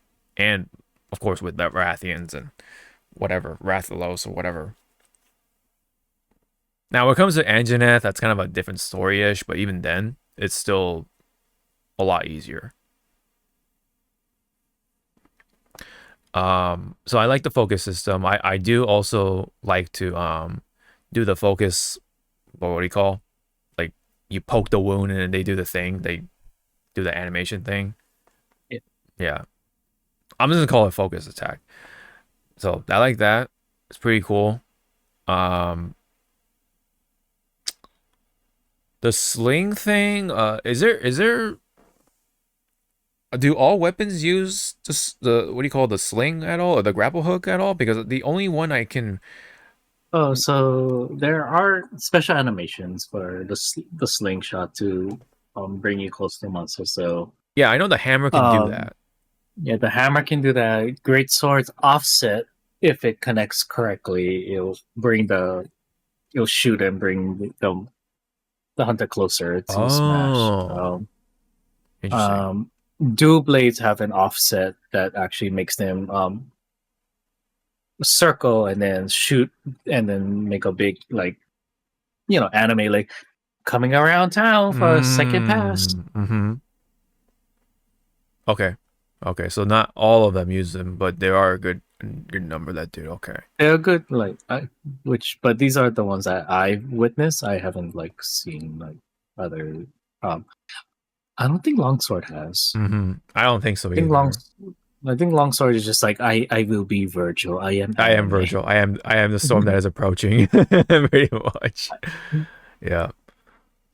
So the hammer does have one. Yeah, I know that. Is it just like the one where you're charging and then you can just grapple hook your way and then you're still holding the charge? I think so. I mean, I don't play hammer, so. Oh, you don't play. Oh, you haven't played hammer. Okay. I in dark. Mm-hmm. I'm in the dark. You're in the dark for that one. Yeah. I know that one move with the grapple plus hammer. Okay. So not all of them use the grapple. Okay, that's good to know. Interesting. So I did go through low rank, looking at the cutscenes and stuff like that. I didn't like skip them or anything like that. I know a lot of people do that because they just want to get to HR real fast. But for what it is okay. The story is okay. Yes, Nata is kind of annoying because especially at one point, because there's a point where it's like there's this one monster and you're just like, but he's free. He should be able to make his own choices and stuff. He's finally free. It's finally free. He and I are the same. Yeah. But like so you're admitting you're a test tube baby. Yeah, test tube baby, or I mean, are you a killer? Like, oh, okay. It's exactly what Alma said. He's not, that thing is not providing any like help for the ecosystem. Yeah. It's actually destroying it. Yeah, and then so that part too, when Alma did the authorizing to hunt that monster, that was the one that I think if there's a cutscene to watch, that's the cutscene to watch, because it actually like gave me goosebumps a little bit. I'm like, oh, so I can kill this motherfucker. It's more funny like again when she's like, the guild authorized. Wait, where did he go? Yeah.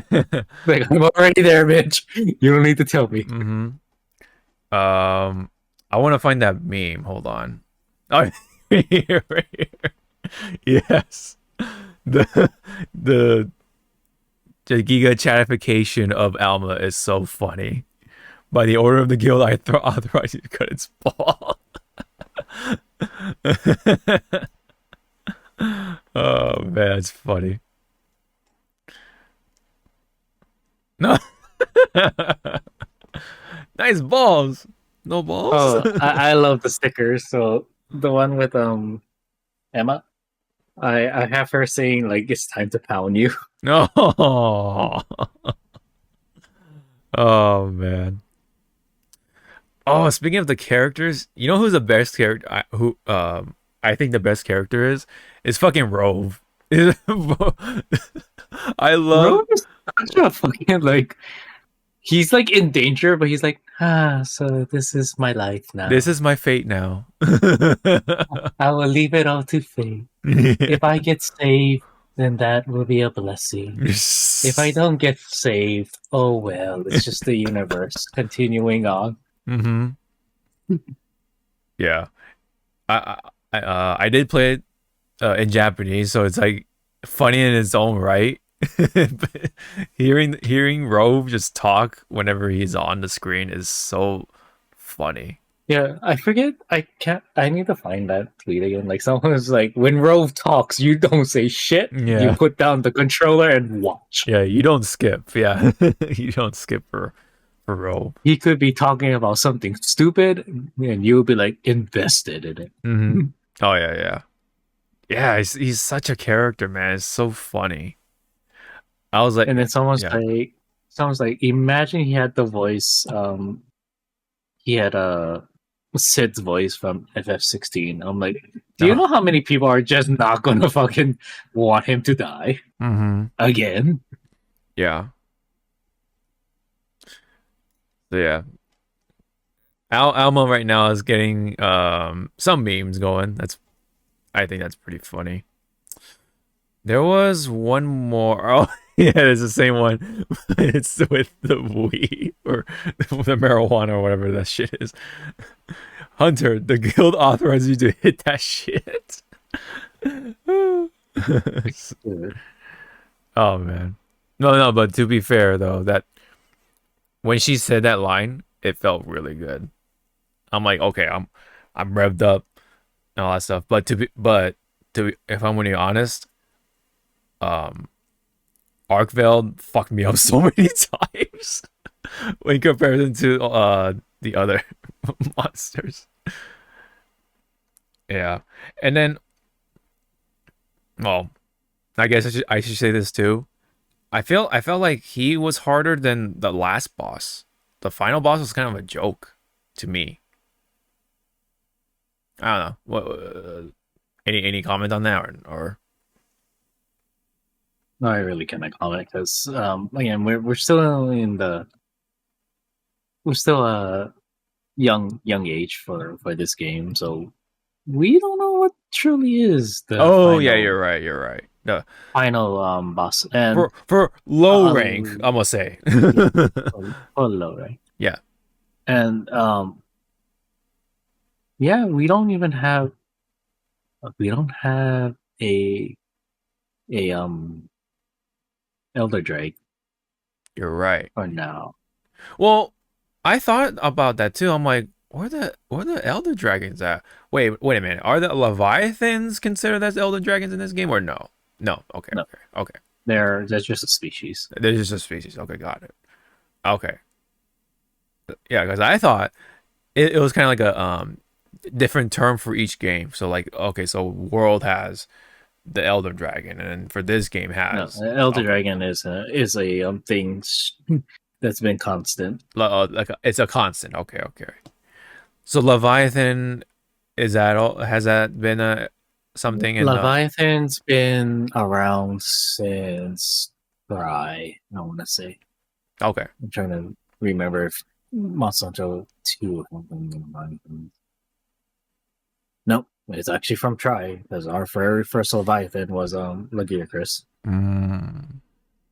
Okay. And to those people that wants Lagiacrus return, he's never gonna return. Huh. And why do you think is that? It's just a meme at this point. Oh, it's 'cause just a meme. Okay. they brought back Mitsusune over her Lagree, so that kind of tells you something. Oh, okay. Okay. Who is your favorite monster so far? Just in terms of So like far, fighting or design Wild, for wild, like yeah. right now. Yeah.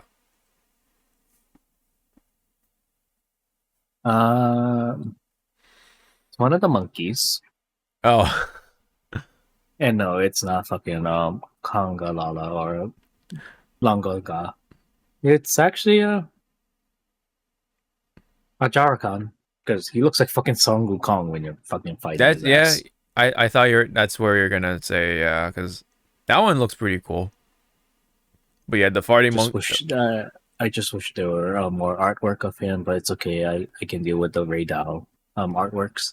Thank you, artists. That's funny because I was gonna say Ray Dow for my favorite monster at the moment in Wild. Oh, I'm gonna make that meme then. You like Ray Dow, but I like Ray Dow. We're not the same. Oh, I'll leave it at that.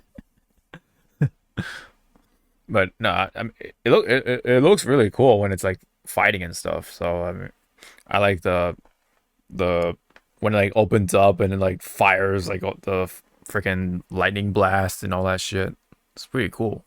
I find it funny, like when he poses to either shoot or poke you, Mm-hmm. because I have my greatsword. It's like it's about to fire. That's it. Yeah, yeah. But perfect guard with a great sword feels so good Oh yeah. because it's pretty much a parry. Mm-hmm. So it goes ding. It's like haha.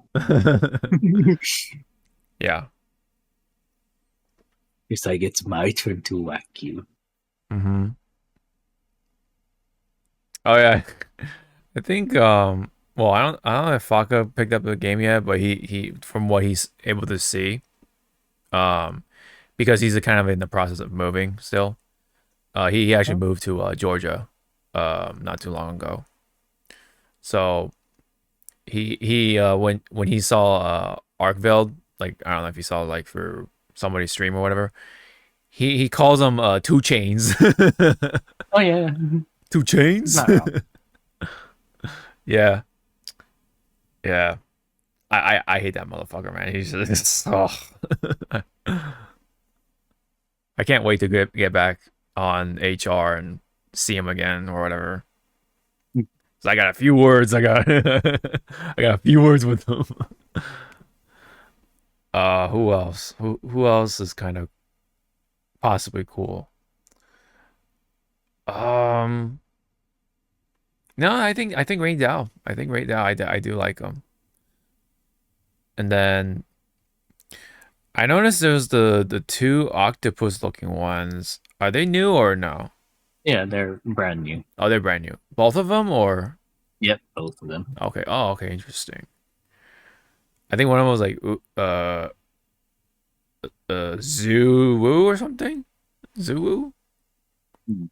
And then the other one I forgot. Anyway, two octopuses. Yeah, octopi. Excuse me.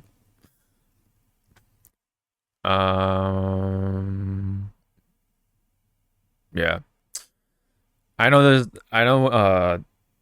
the Chata Cabra, right? The big old tongue motherfucker. Pretty funny. I know that's the first one, so yeah. And then there's the quote unquote cockatrice one.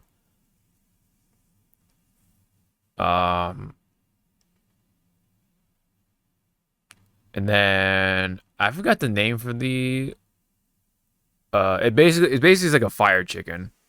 Like breathes fire or something, I forgot. Kind of small.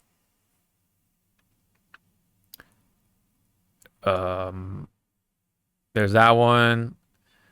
And then there's the other bird looking one that has like a stretchy tail. I'm like, ugh, I don't like finding this thing. But it's kinda... Gipsaros. He's he's an old monster. Oh, The one okay. that blinds you, right? Yes, yeah. It like flashes. I'm like, what the fuck?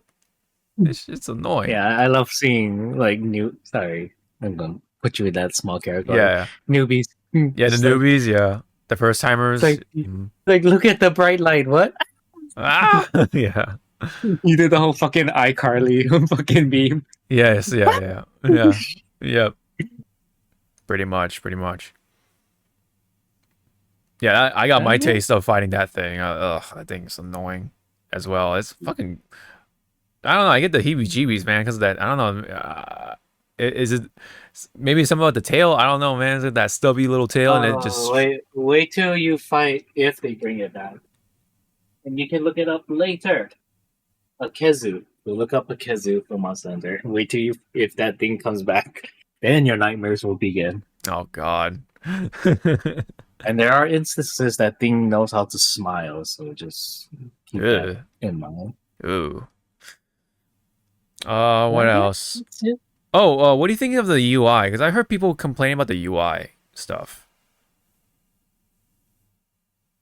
So people say, they like to target it on all the time to have it like, show on screen. I have a default where it's just here, and then when I do press L1, I get to see what it is. Mm-hmm. To me, it's all preference. Like you could customize, quote unquote, the UI to not make it visually overstimulating. Yeah. But, yeah.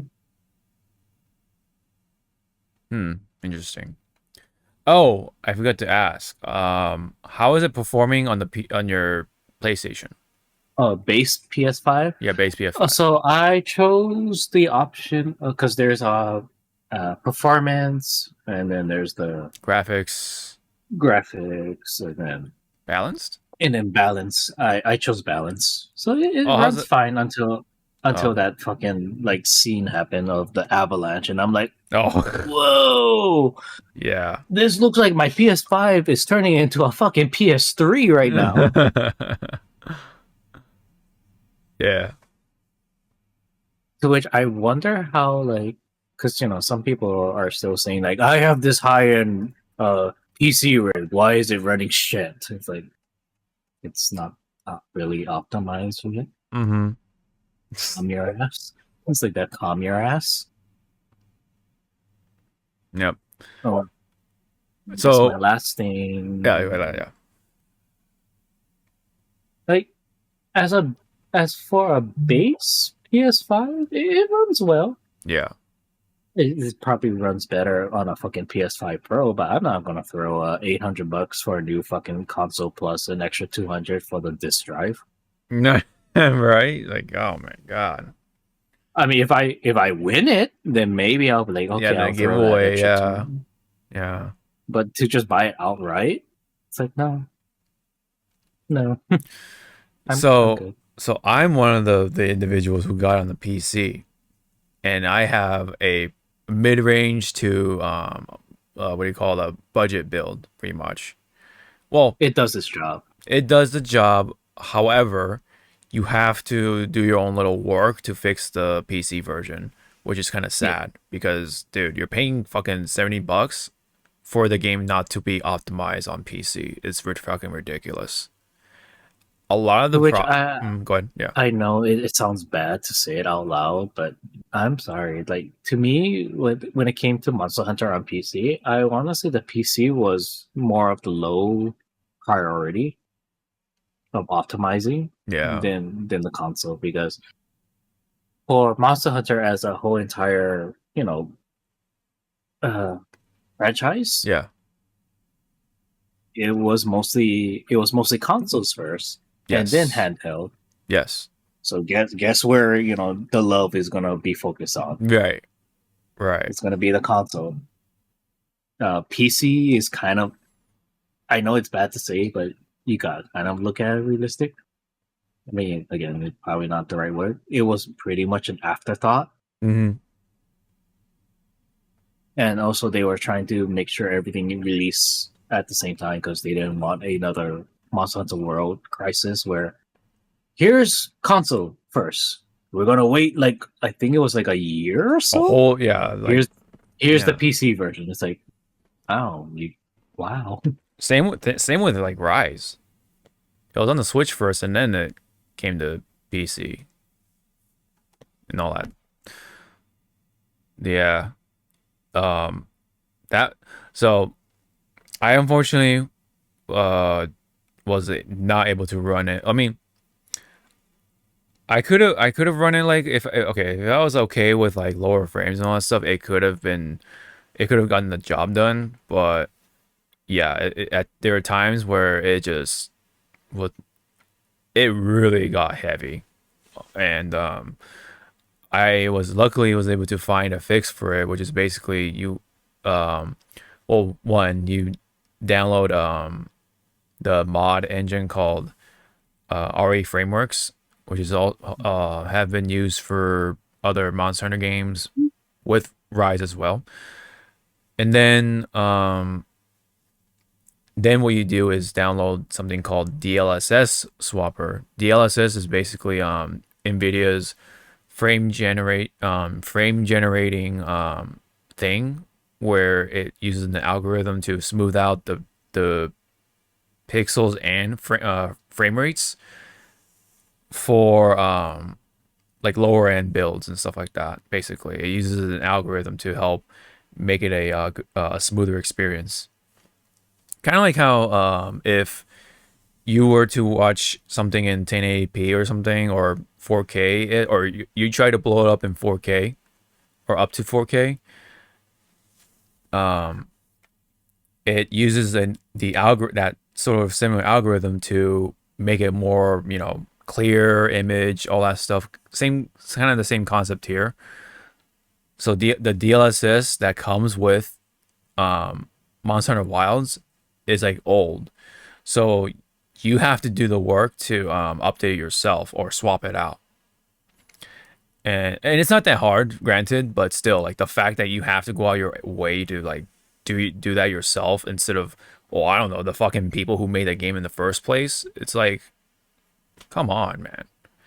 So hopefully Capcom this time gets off of their ass and actually fixes the optimization for it, because what it is also is well, a big chunk of the problems is because of the fact that they're using Denuvo and another anti-tampering software simultaneously, along with the fact that because the RE engine and stuff like that, and how they develop Monster Hunter games is that for some reason they love to put so many pixels or triangles or polygons for a lot of these models or textures, and I guess they don't take the time to compress them, if that makes sense.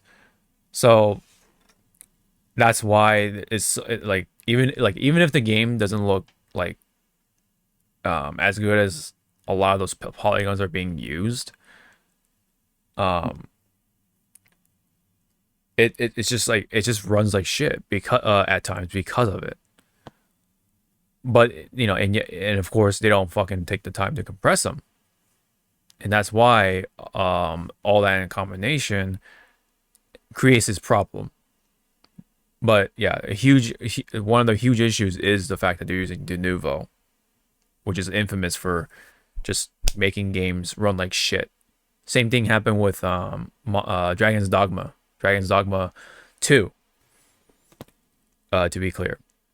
They use the same because it uses the same RE engine, and it uses Denuvo, and the fact that RE engine isn't well built for open world games, whereas RE engine is really good for like Street Fighter, Resident Evil, and stuff like that, like the linear experiences. But having them to use this engine now this time around for Monster Hunter, that's also another reason.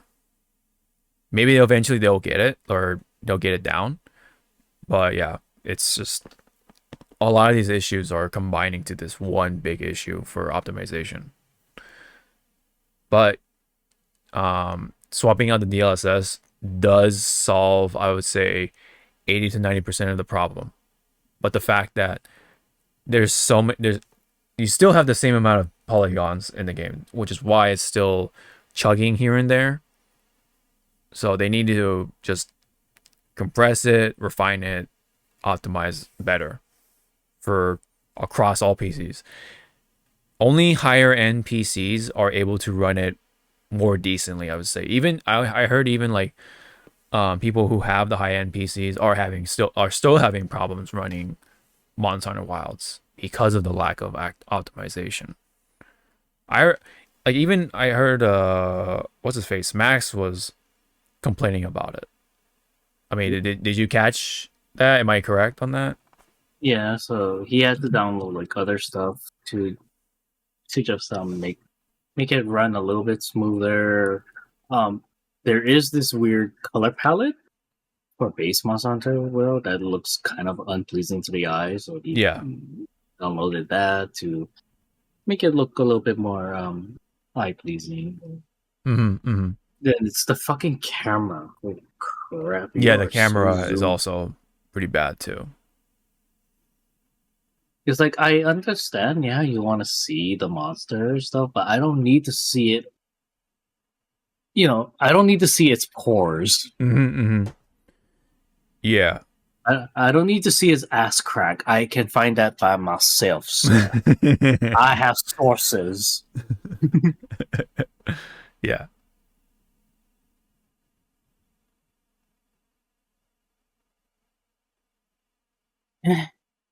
That's that's life. But I think they know of these issues, and it's just yeah.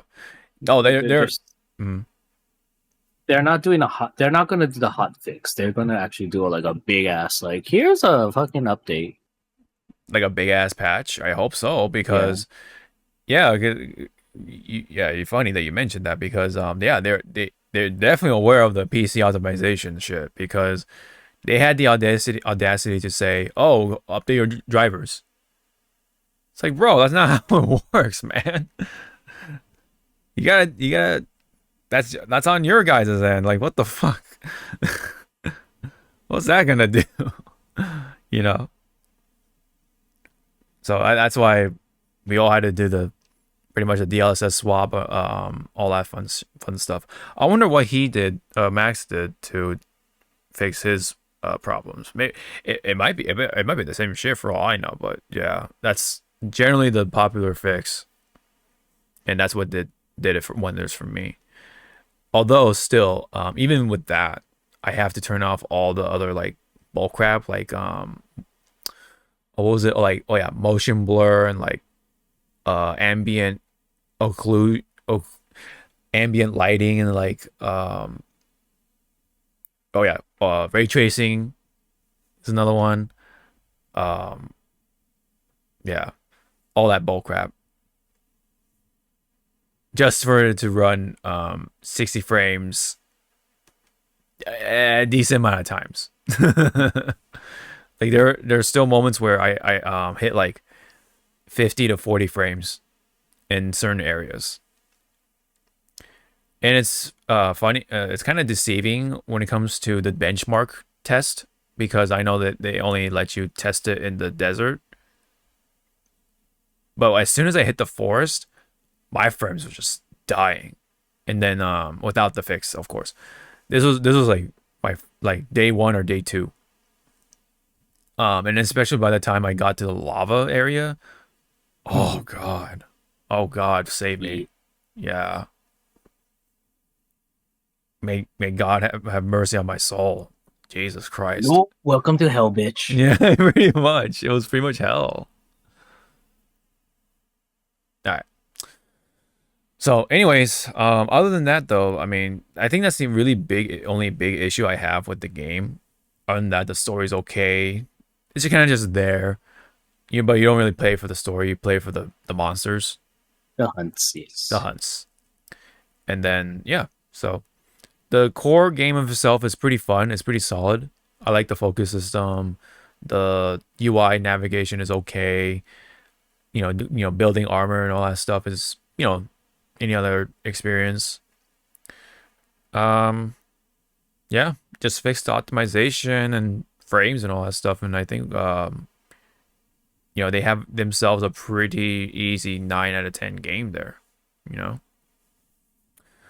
So yeah, that is pretty much that. I will keep continuing to play it because yeah, you know, high rank and all that stuff. So anything else you want to say for Wilds, or you're good? I guess it's more of like because we don't even have a release date yet for the update Mm-hmm. for Misusune. So it's like, where is it? Where is it? Ah. Put it Right. in my hand right now. Mm-hmm. Like the Order of the Guild, put it in my hand. Yeah. Yeah. Yep. So, that is that. Thank you very much for tuning in for this edition of the Hypecast. There's a lot to go through, all that stuff. I mean, 2 weeks to be fair, you know. All right. So we'll be back the 22nd for the live stream, and then the following week after that. Because you said you had you have your convention, right? Next week? Yes. All right. Cool. It's all good in the hood, man. It's all good in the hood. All right. So thank you very much, and hope to see you all in next one. Bye-bye.